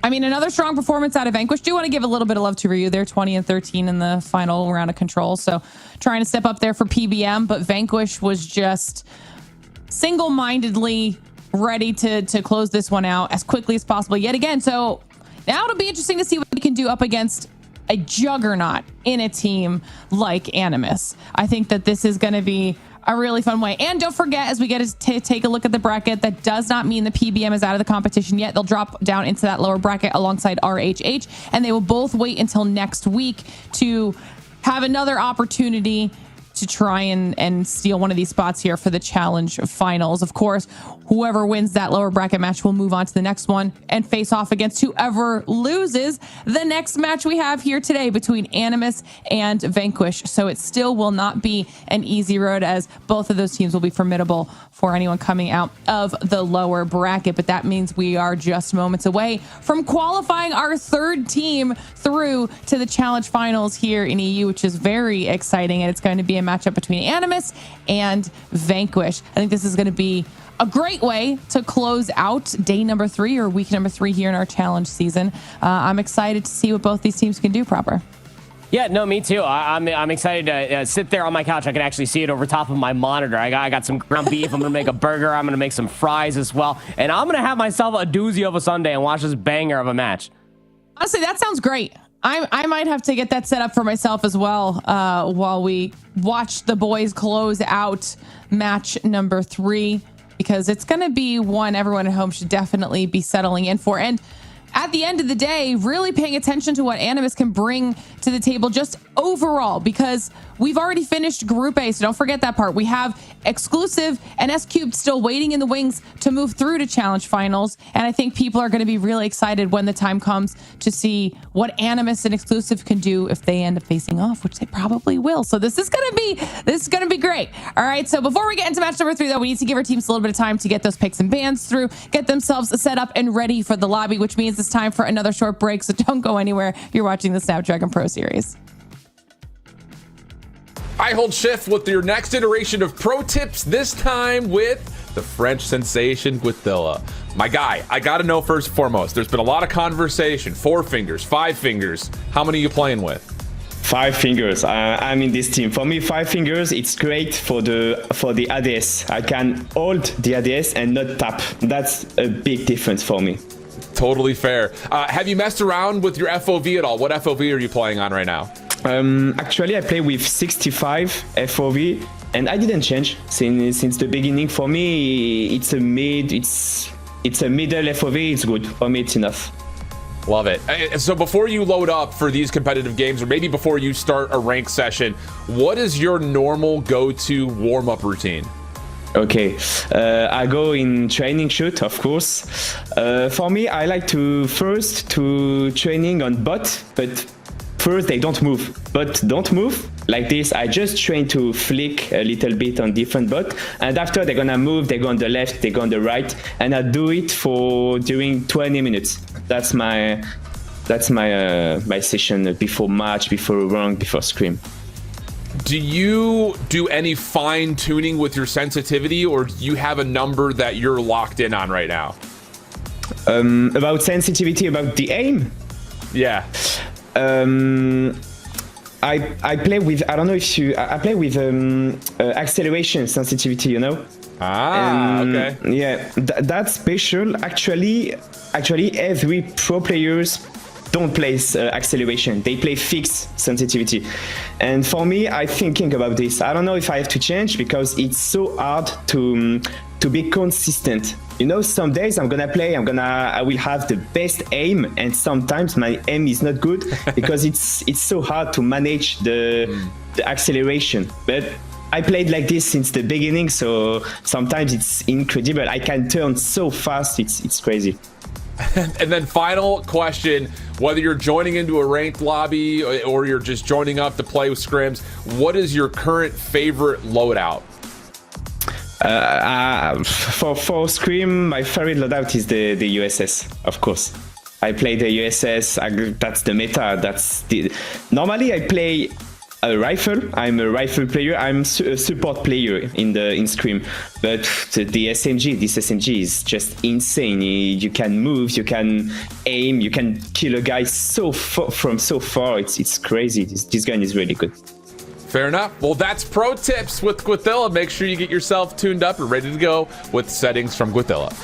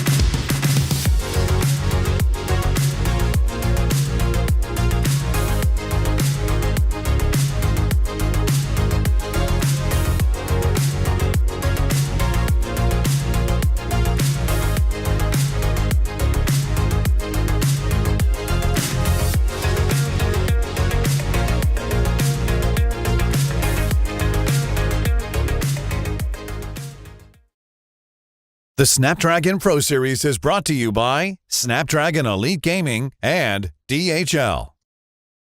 All right, everybody, welcome back to the Snapdragon Pro Series, where we are moments away from arguably the match of the evening or the afternoon, depending what time zone you're in, where you're at, and this is going to be a fun one. We've been waiting on this. We have Animus versus Vanquish from our upper bracket final, and this match will be determining which team is the third team to move through to the challenge finals. So this will make one team's journey a lot easier, and then whoever loses is not out of the competition. They'll drop down into that lower bracket and wait to see who they face off against next week when we close out the challenge season, because I can't believe we're already talking about the fact that we're almost done with our challenge season. We've got Ton back in here with Bobby, ready to go.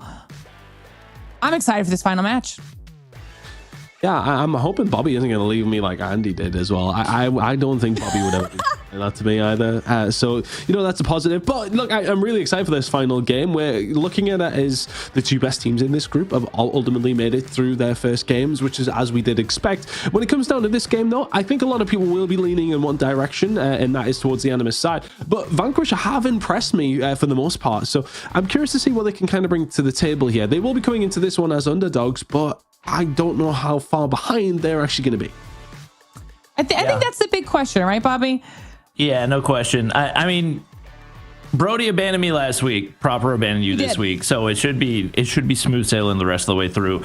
Animus, I don't see anybody on this roster that's going to abandon their squad. They're just stacked across the table. You got a sub who's dropping a 5 KD in search and destroy. Like there's really not a weak link. It's all going to be on Vanquish to once again, like we talked about for the last matchup. They're going to really have to play at the top of their game and not make any mistakes. They've got some talent on there. They've got some experience, but it really has seemed like Exclusive and Animus are just in a completely different league from a lot of these teams. Yeah, man, I think that's kind of what the rest of the region has been chasing as far as ability goes. They want to make sure that they can kind of catch up to the teams that have, for the past X amount of seasons, been at the top. We get a chance to see what they've chosen here over the break for their picks and bans, Ton, starting with an Arsenal Hardpoint. Yeah, I think an Arsenal Hardpoint coming in is a test, I suppose, for both these two teams to see how much you really have been grinding on this one. I mean, we're expecting, look, it's been there for a while now, but it's still relatively new comparatively to some of the others. Kurahana coming through as well, I suppose, plays a little different to something like Tunisia or something. But Takeoff is okay. It can be a little bit more difficult for some of these teams to find an attacking side. Let's see if it is going to come down to that fundamental defense. Slums is fundamental again. I think if I'm Vanquish, I'm happy enough with this one. There is enough of a curveball in this series that you can potentially get something going, but it's hard to say up against Animus. They have absolutely everything that they need to have. They have every single facet covered. So let's see how it's going to go down. But I think if I'm Vanquish, I'm relatively happy, yeah. Bobby? I would agree with that. I think the Takeoff might not be best case scenario given the fact that we just saw Animus handle business there, but I think you look across the rest of it, Kurahan Metropolis is not a map that we see too terribly often, so it is going to be the Animus map pick, but maybe not one that teams are super familiar with. So I think there's absolutely an opportunity right there. Once again, it's going to be all about the execution. Well, chat, let us know your thoughts on who you think is going to be taking the third spot in our challenge finals, because our players are ready to go. Match number 3 is about time to get underway. So let's see who that third squad is. Well, here we go, Bobby. We have the big boys of this group going up against Vanquish, who the new upstarts to a certain degree. I think for me, you look at Vanquish, and it was their win up against Queens that really did make you think, okay, right, this roster potentially got something here. They're going to be in this hat for the top teams in Europe. And I think whatever happens in this game, I fully expect Vanquish to go through as the second team from this group if they do lose to Animus here. Vice versa, the same way around as well. If Animus did go on to lose, I'd be very surprised if they didn't make it through. But the question remains is, how close are they to the consensus top team in Animus? Well, we're going to find that out right now. All right. It's a map that Animus, I would imagine, will feel pretty comfortable on. A lot of very solid ARs on that roster. I look over at the Vanquish side, and they've got some experience. Kirby, who I think is actually formerly on Exclusive, if I'm not mistaken. It was at least a sub on that roster. And across the board, a couple players that we recognize from the EU scene, but Kairu's coming out guns blazing right there. Animus not missing a whole lot. They'll get early hardpoint control right here, and that P1, one of the easier P1s to hold, especially as far as potential contest and everything goes. Marvel's going to lock that down and be able to hit some additional shots, clean things up with the machine pistol, nearly cleans up 2. Kirby's going to be 1 HP. Once again, the reinforcements are there for Animus. They're hitting the flank, and they're cleaning them up, wiping them down. Animus up 30 already in this one. This has been a clean P1, about as clean as you'll find. Yeah, very clean. I think if Vanquish were trying to find a push through the Windows side, and Yathilla's like, hey, yeah, no, this is my window, lads. You cannot find a push through here. Leia can find 2. Says does the exact same thing back, and now P2 rotation is going to come through. They do have somebody towards the back side, though. That's going to be Kirby. Oh, it's not, sorry. It's going to be Axis. Can he do anything with it? No, they hunt him down, and then they will turn around. They're quite happy to forego the front control of this hill just to make sure that their spawn is cleared out. They then clear out the hill, and this is some more potential time on the board. Every single time I go into a game with Animus involved, and there's another team who potentially have something, you always get shut down pretty much straight away, and that's how things have went. 50 seconds already on the board and climbing very, very quickly for the side of Animus here over towards P2. And they've not really had a response. It hasn't mattered where they're spawning, what the power control positions are. Animus are just getting the better of the gunfights at every turn. Brian having a rough start to this one with only 2 kills on the board. Marvel, not big numbers for himself, but locking down hard point time right there. And once again, they've set themselves up perfectly, up 60 points so far in this one. Rotations to P3 gonna be crucial. We got 2 players already on the way. That's gonna be Says and Kairu, and some of the util goes out, but the opening gunfights go the way of Animus once again. One gonna get shut down. Kairu taken out right there. So now the opening for Vanquish to finally get into double digits. We do see that Death Machine come out for Gothilla, but he gets shut down. First real opportunity for Vanquish here. I think this is the time to dust yourself down and see what you can find. 50 seconds here remaining.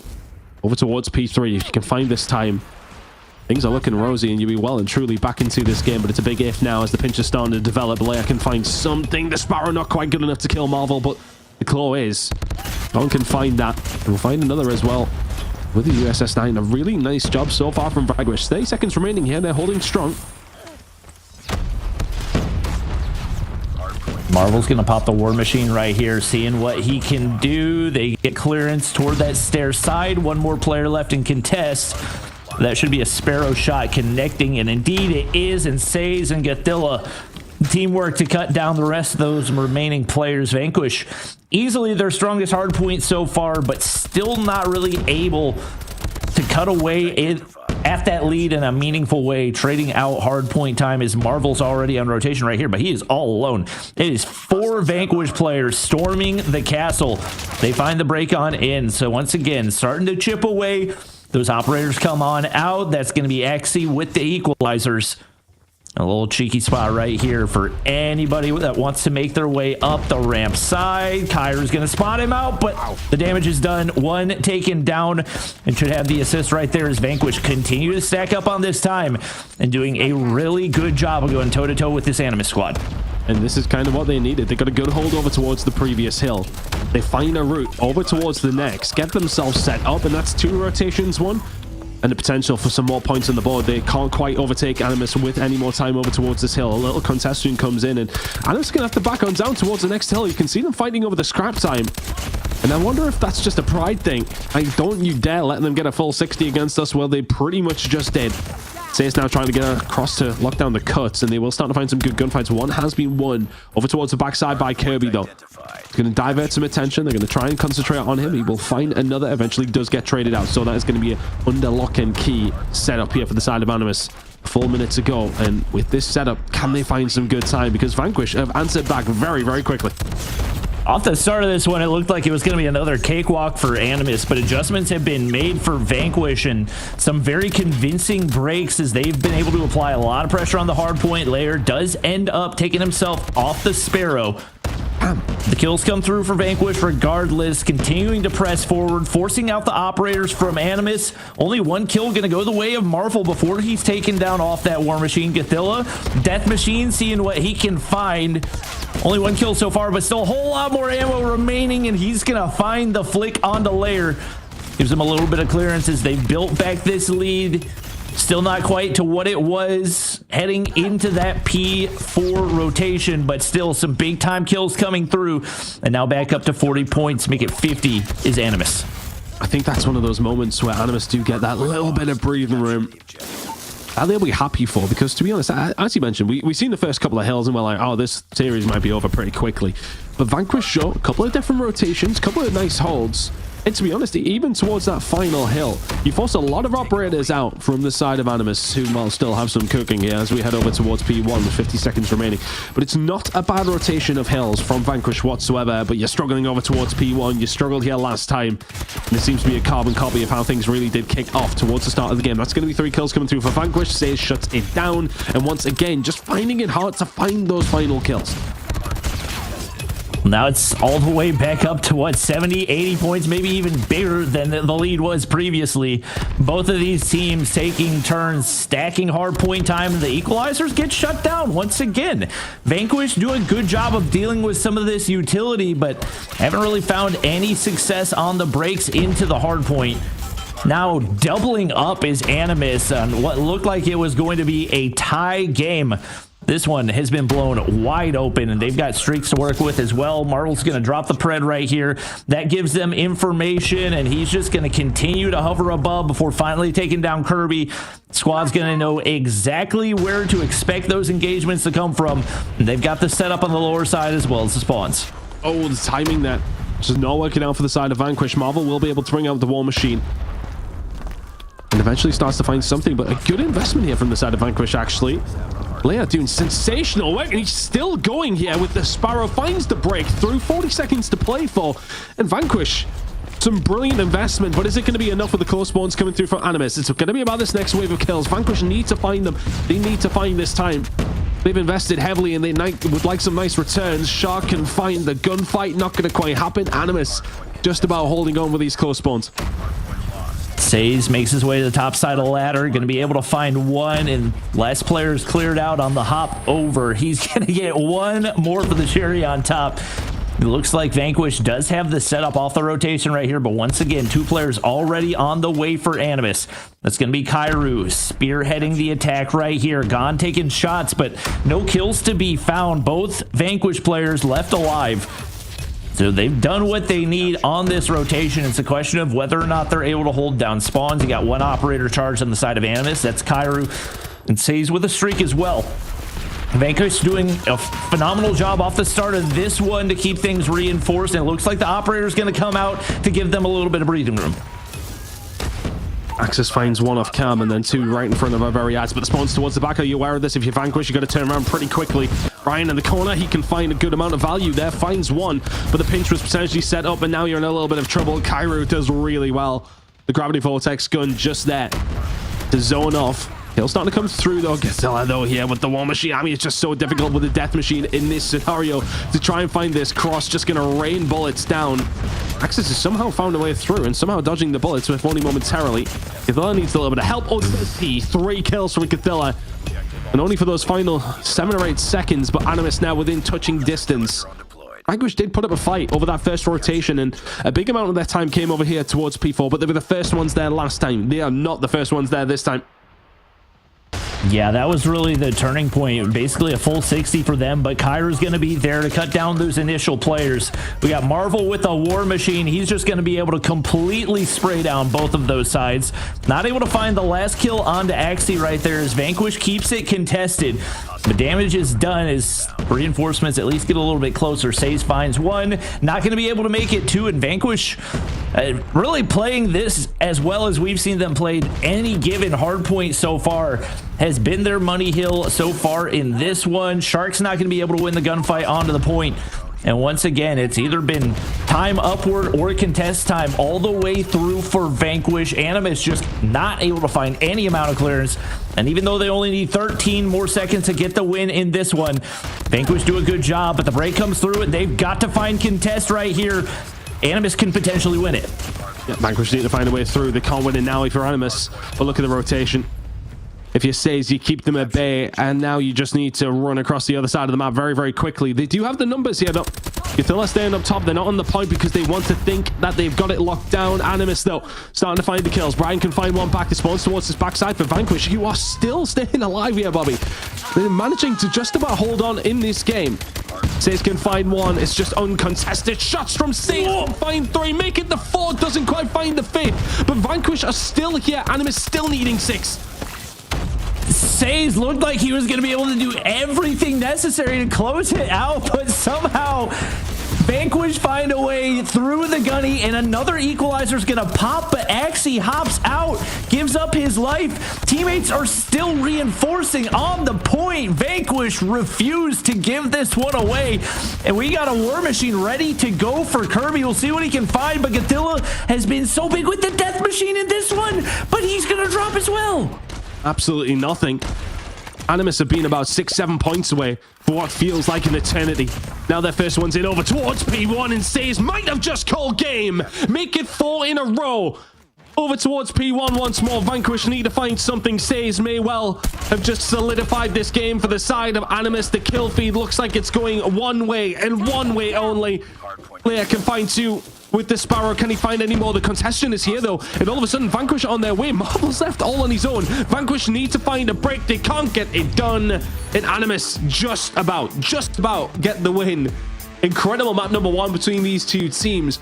And I think from the get-go, it really did feel like, okay, Animus are going to be here to play. We know what to expect from them.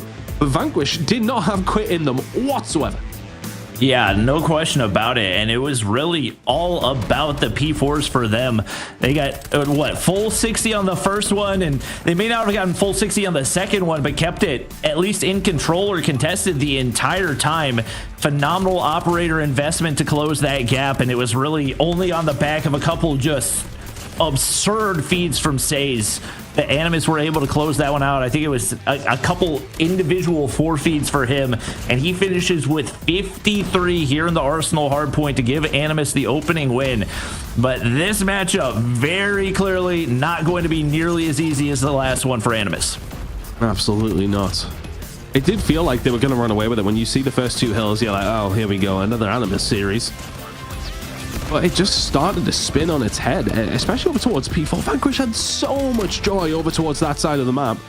Just a shame we only go there once per rotation, or they may well have had a much bigger chance than they did end up having towards the end of that one. But look at the numbers. 55 from Says, above and beyond everybody else in the lobby. Incredible performance from him, and just no real outliers. Everybody throwing everything towards that one. Vanquish, really good job to keep it close. As mentioned, they just really had a lot of fight in them, but Animus will ultimately and inevitably come away with map number 1. Map number 2 going to be coming up next. We have a series on our hands here, Bobby. It feels that way. Yeah, no question about it. And Marvel, once again, just showing out in every aspect. Obviously, the kills are the glamorous part of that stat line, but Marvel going 2 minutes in the hill with a 1.5 KD as well, really doing the dirty work for his squad. And that's a big reason that they were able to close that out, because it ended up being way closer than expected. Now you get ready to head into a Kurahana Metropolis, where we saw Marvel's team Vitality last year actually looked really strong in a number of instances. So interested to see what they're going to bring to the table in that one. Once again, we don't see it nearly as often as a lot of the other alternatives. Teams have really loved the Coastals, the firing ranges, the Tunisias so far this season. So bit of a curveball right here. We'll see if Vanquish are able to capitalize on it and try to take a map in this series. Yeah, let's see if they can find something. Look, the search and destroy for them in Tunisia in the previous series, I think there was a bit of complacency there when you were going up against the opposition they were against. Completely forgetting the name of how we even communicated that. But you're going up against Animus, you're not going to get those same opportunities. You are not going to be able to make any missteps. Kurahana coming up, you need to be perfect here if you're on the side of Vanquish. But ultimately, Animus do find themselves 1-0 up. As expected, but maybe not in the manner that we got to see in that map number 1. All right. See what they're bringing to the table. If there's any counter for the snipers on the side of Animus. We saw Kairu and Marvel doing damage big time in that first round of Search and Destroys.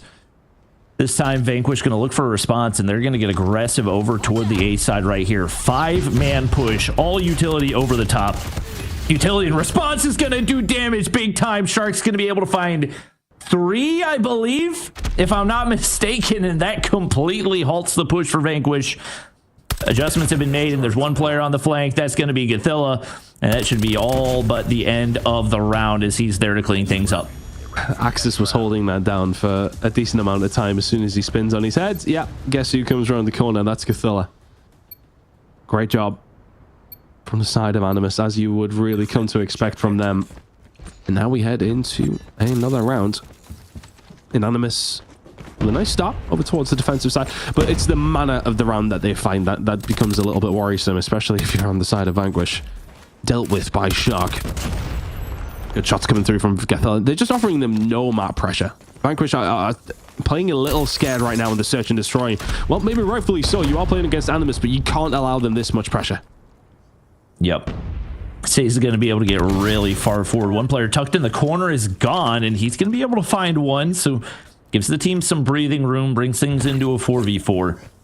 Animus still very, very spread across the map. A lot of angles that you're going to have to clear off if you're Vanquish, but you force Kairu off of that heady, and now give yourselves an opportunity to potentially wrap back a different way. Marvel's going to get shut down by Axie. Beauty of a shot out of him.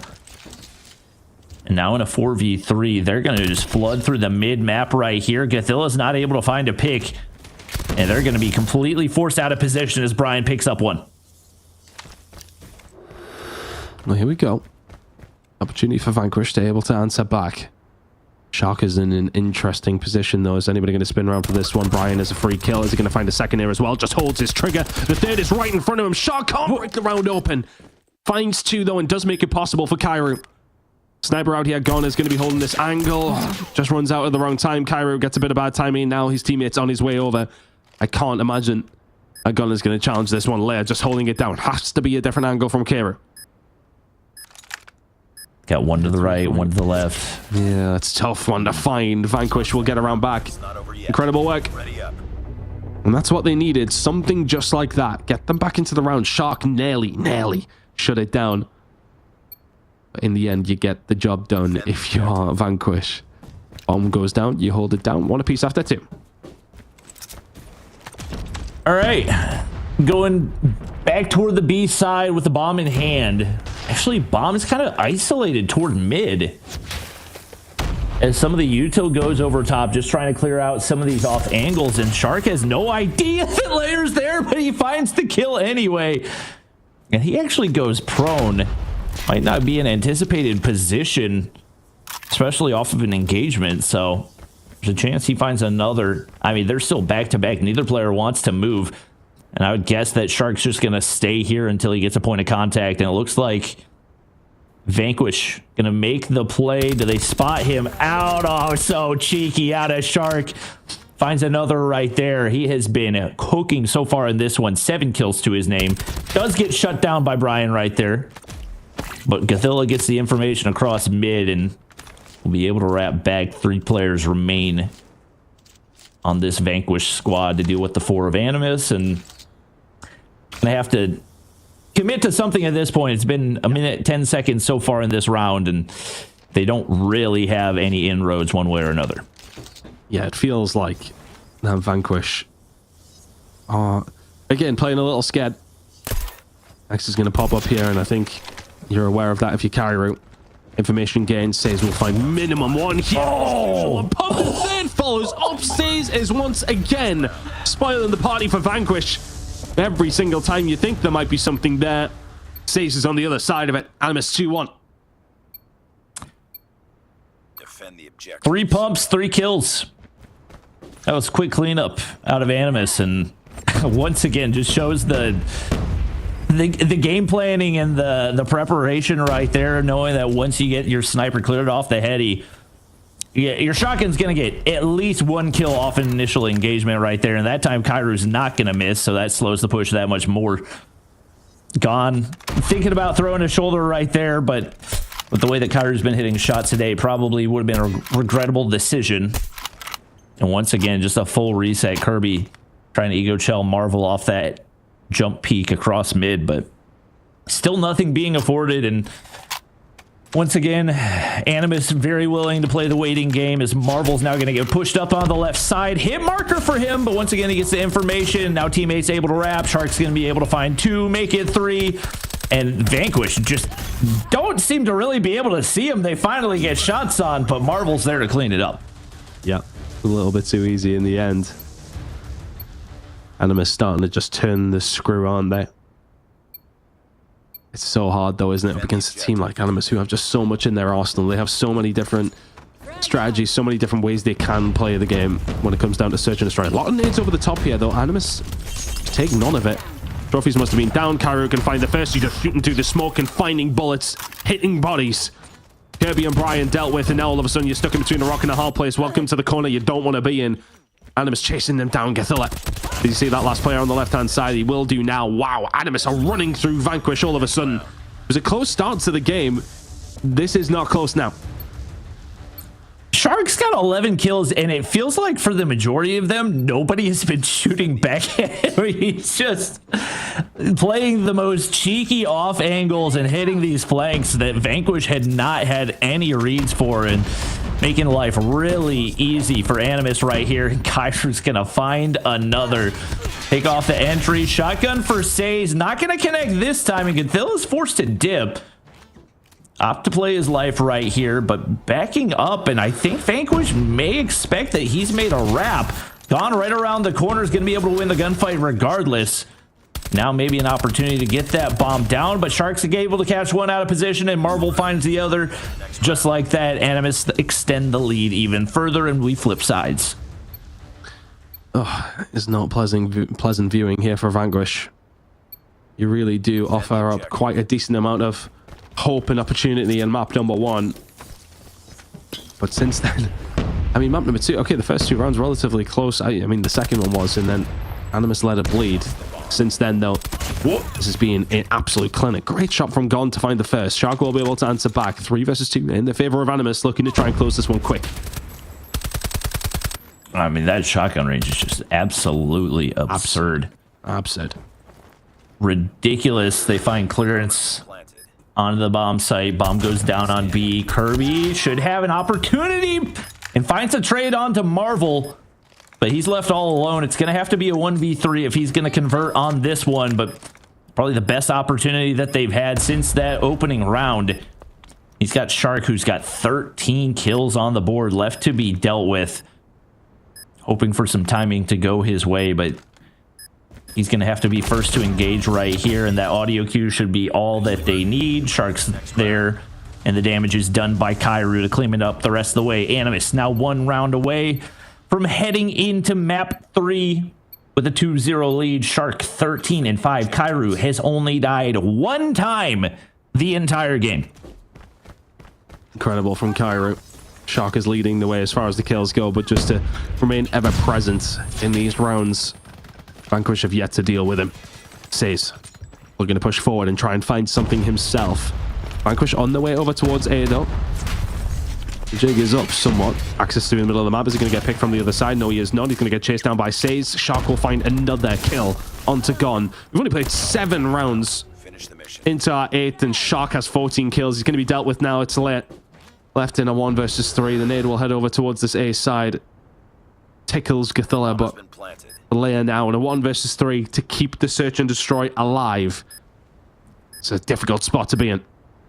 Yeah, and especially when you don't have any util to work with and you're trying to entry with an SMG. I mean, the USS-9 is powerful, but you got so many headies that you got to go through. You've got a sniper, 2 snipers and an SMG on the opposite side, and once again, it's going to take absolute perfection on every engagement, but that's a good start. able to find one. Ego Chalice the second, as he's not been able to regen, nearly pays off, but no angle, and gets absolutely baited into the scope of Kairu. That's going to be Animus taking the 2-0 lead in the series, and now an opportunity to secure a spot in the challenge finals in a very short amount of time. Yeah, they are speed running this one at this stage. I think, you know, we see that map number one, the Hardpoint comeback from Vanquish. Did it feel, I don't know for you, because I think we just see that Search and Destroy and maybe expect a bit more of a battle between these two teams, because we really did get to see that in map number one. Have Animus leant forward a little bit? Because it kind of feels that way. Yeah, I would say so. I think that, to be fair, I think that a lot of EU teams just don't spend a lot of time in Search and Destroy, and so especially for a squad like Animus that's as experienced as they are, and you got the sniper talent that they have, there's just so much more strategy, so much more planning that goes into theirs, that for a squad like Vanquish, that while talented, maybe doesn't have the know-how to handle the strategies that Animus are going to throw at you. It's going to be difficult. So Shark 14-6, 2 KD, Kairu an 8 KD. That's a number that you're not going to see too terribly often. And on this flip side, Vanquish just having a tough time keeping up. Yeah, I think it was the pace of the Search and Destroy. They just really couldn't match it. I think Shark being able to do what he does, I mean, just hunting across the map and just finding multiple kills every single round.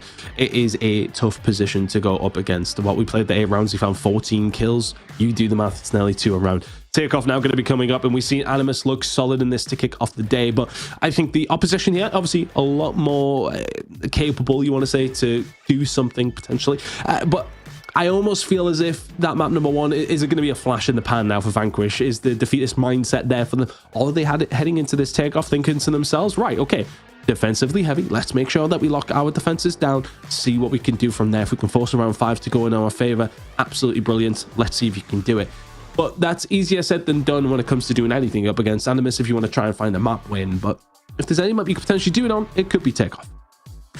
Yeah, no question about it. The priority has got to be on winning those opening engagements, because the second that you lose an entire wave, the spawn trap usually ensues very, very quickly. So takeoff, naturally defensive sided, as are the majority of control maps in COD Mobile. This one maybe more than any of the others.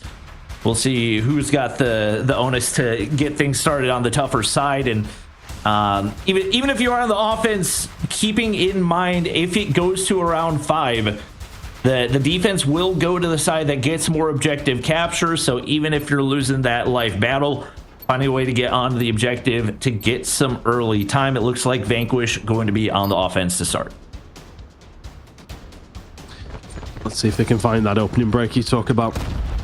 Easier said than done when you're going up against Animus.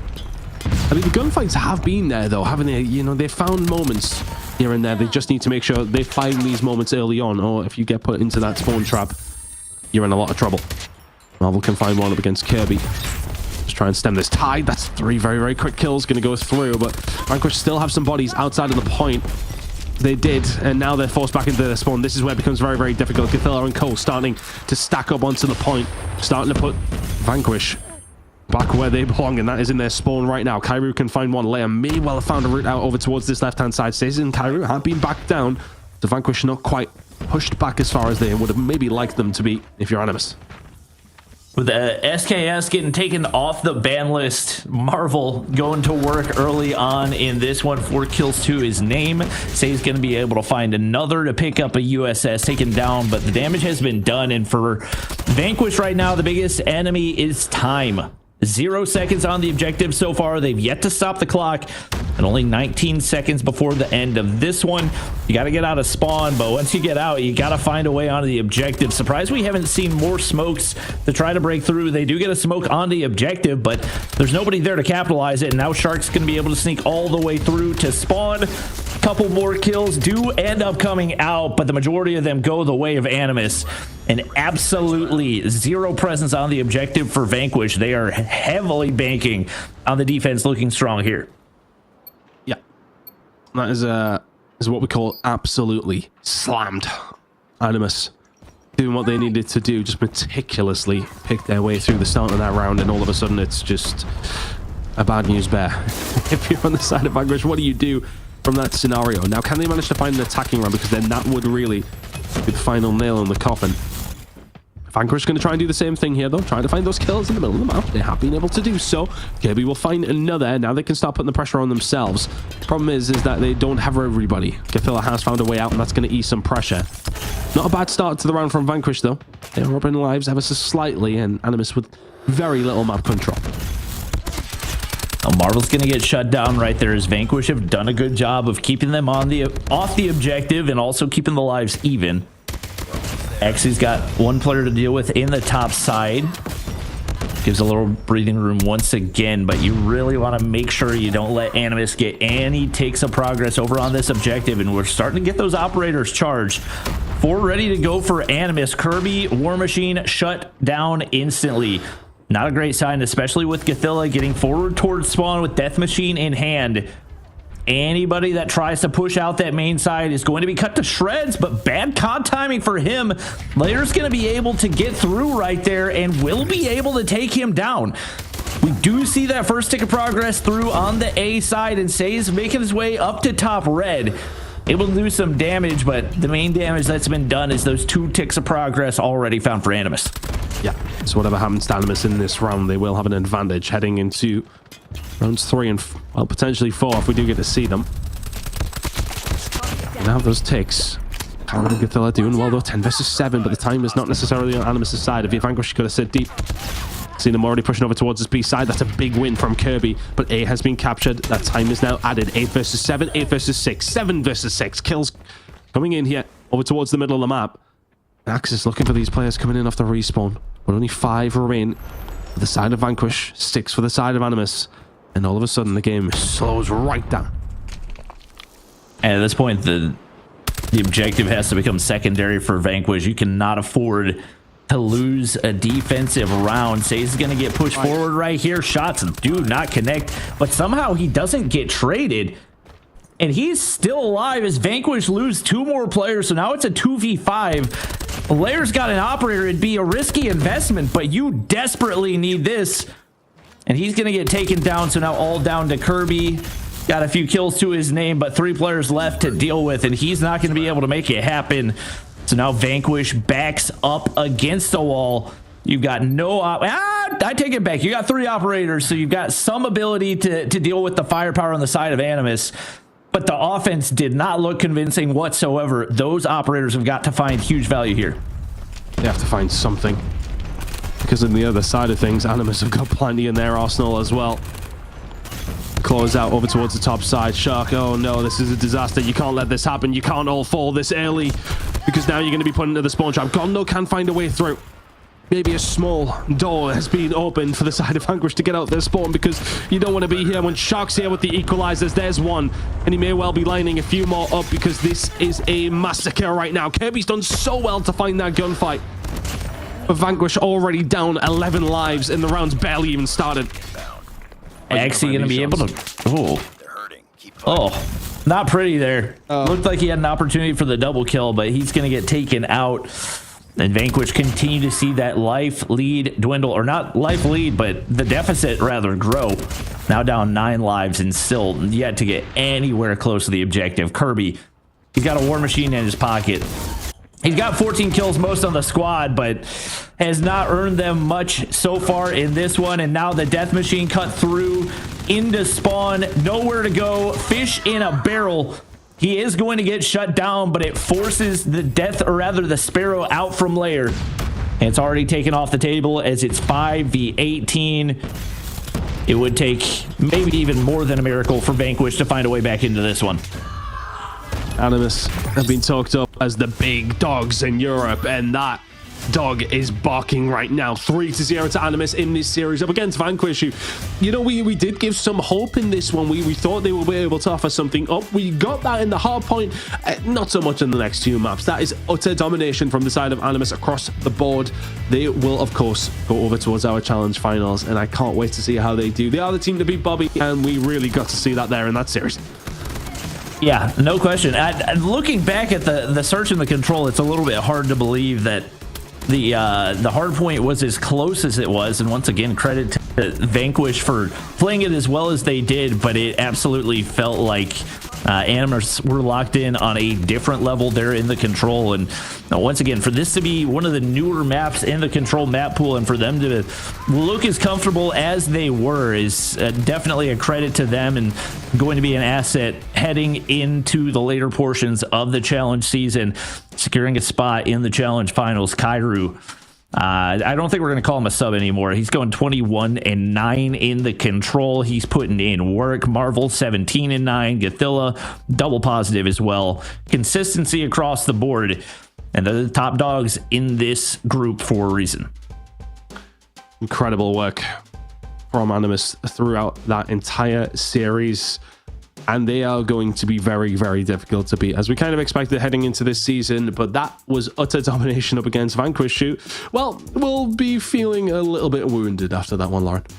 You know, I think a really good learning opportunity, though, for Vanquish, because like you guys were mentioning, they were really able to hold their own in that Arsenal Hardpoint. So whether that's the takeaway of that's a map that they feel really comfortable on, or just starting to figure out Animus's play style, maybe Vanquish needs to work on, you know, their S&D or whatever it is. This was a lot of information that they could have garnered that they can turn around and then apply next week when they still have one more opportunity to try and clinch that last challenge final spot. So while Animus did well, and that's definitely what we were expecting out of them, I think Vanquish showed us a little bit of promise there with the Hardpoint, Bobby. Yeah, and this is one thing that we've talked about with the CDM playoffs happening this week as well, is one of the big things about playing these teams that you've never played against or haven't played against as much is the fact that you've now got VOD to work with to look back at where those mistakes are occurring.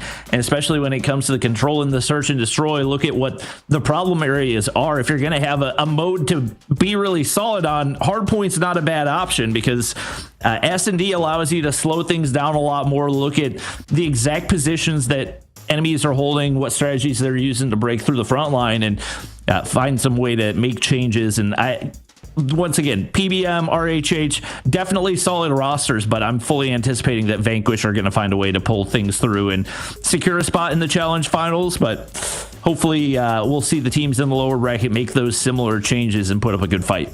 Right. Yeah. Like everybody can see at home, next week we will be watching RHH go up against PBM, and then of course whoever wins that matchup will then face off against Vanquish, and whoever wins that gets that last spot in our challenge finals. So only one more week of competition. 3 teams are now solidified, and we're just waiting to see who that last squad will be for challenge finals. And challenge finals happens immediately after the very next weekend. We'll just go straight into challenge finals ton. So we are coming up on the close here.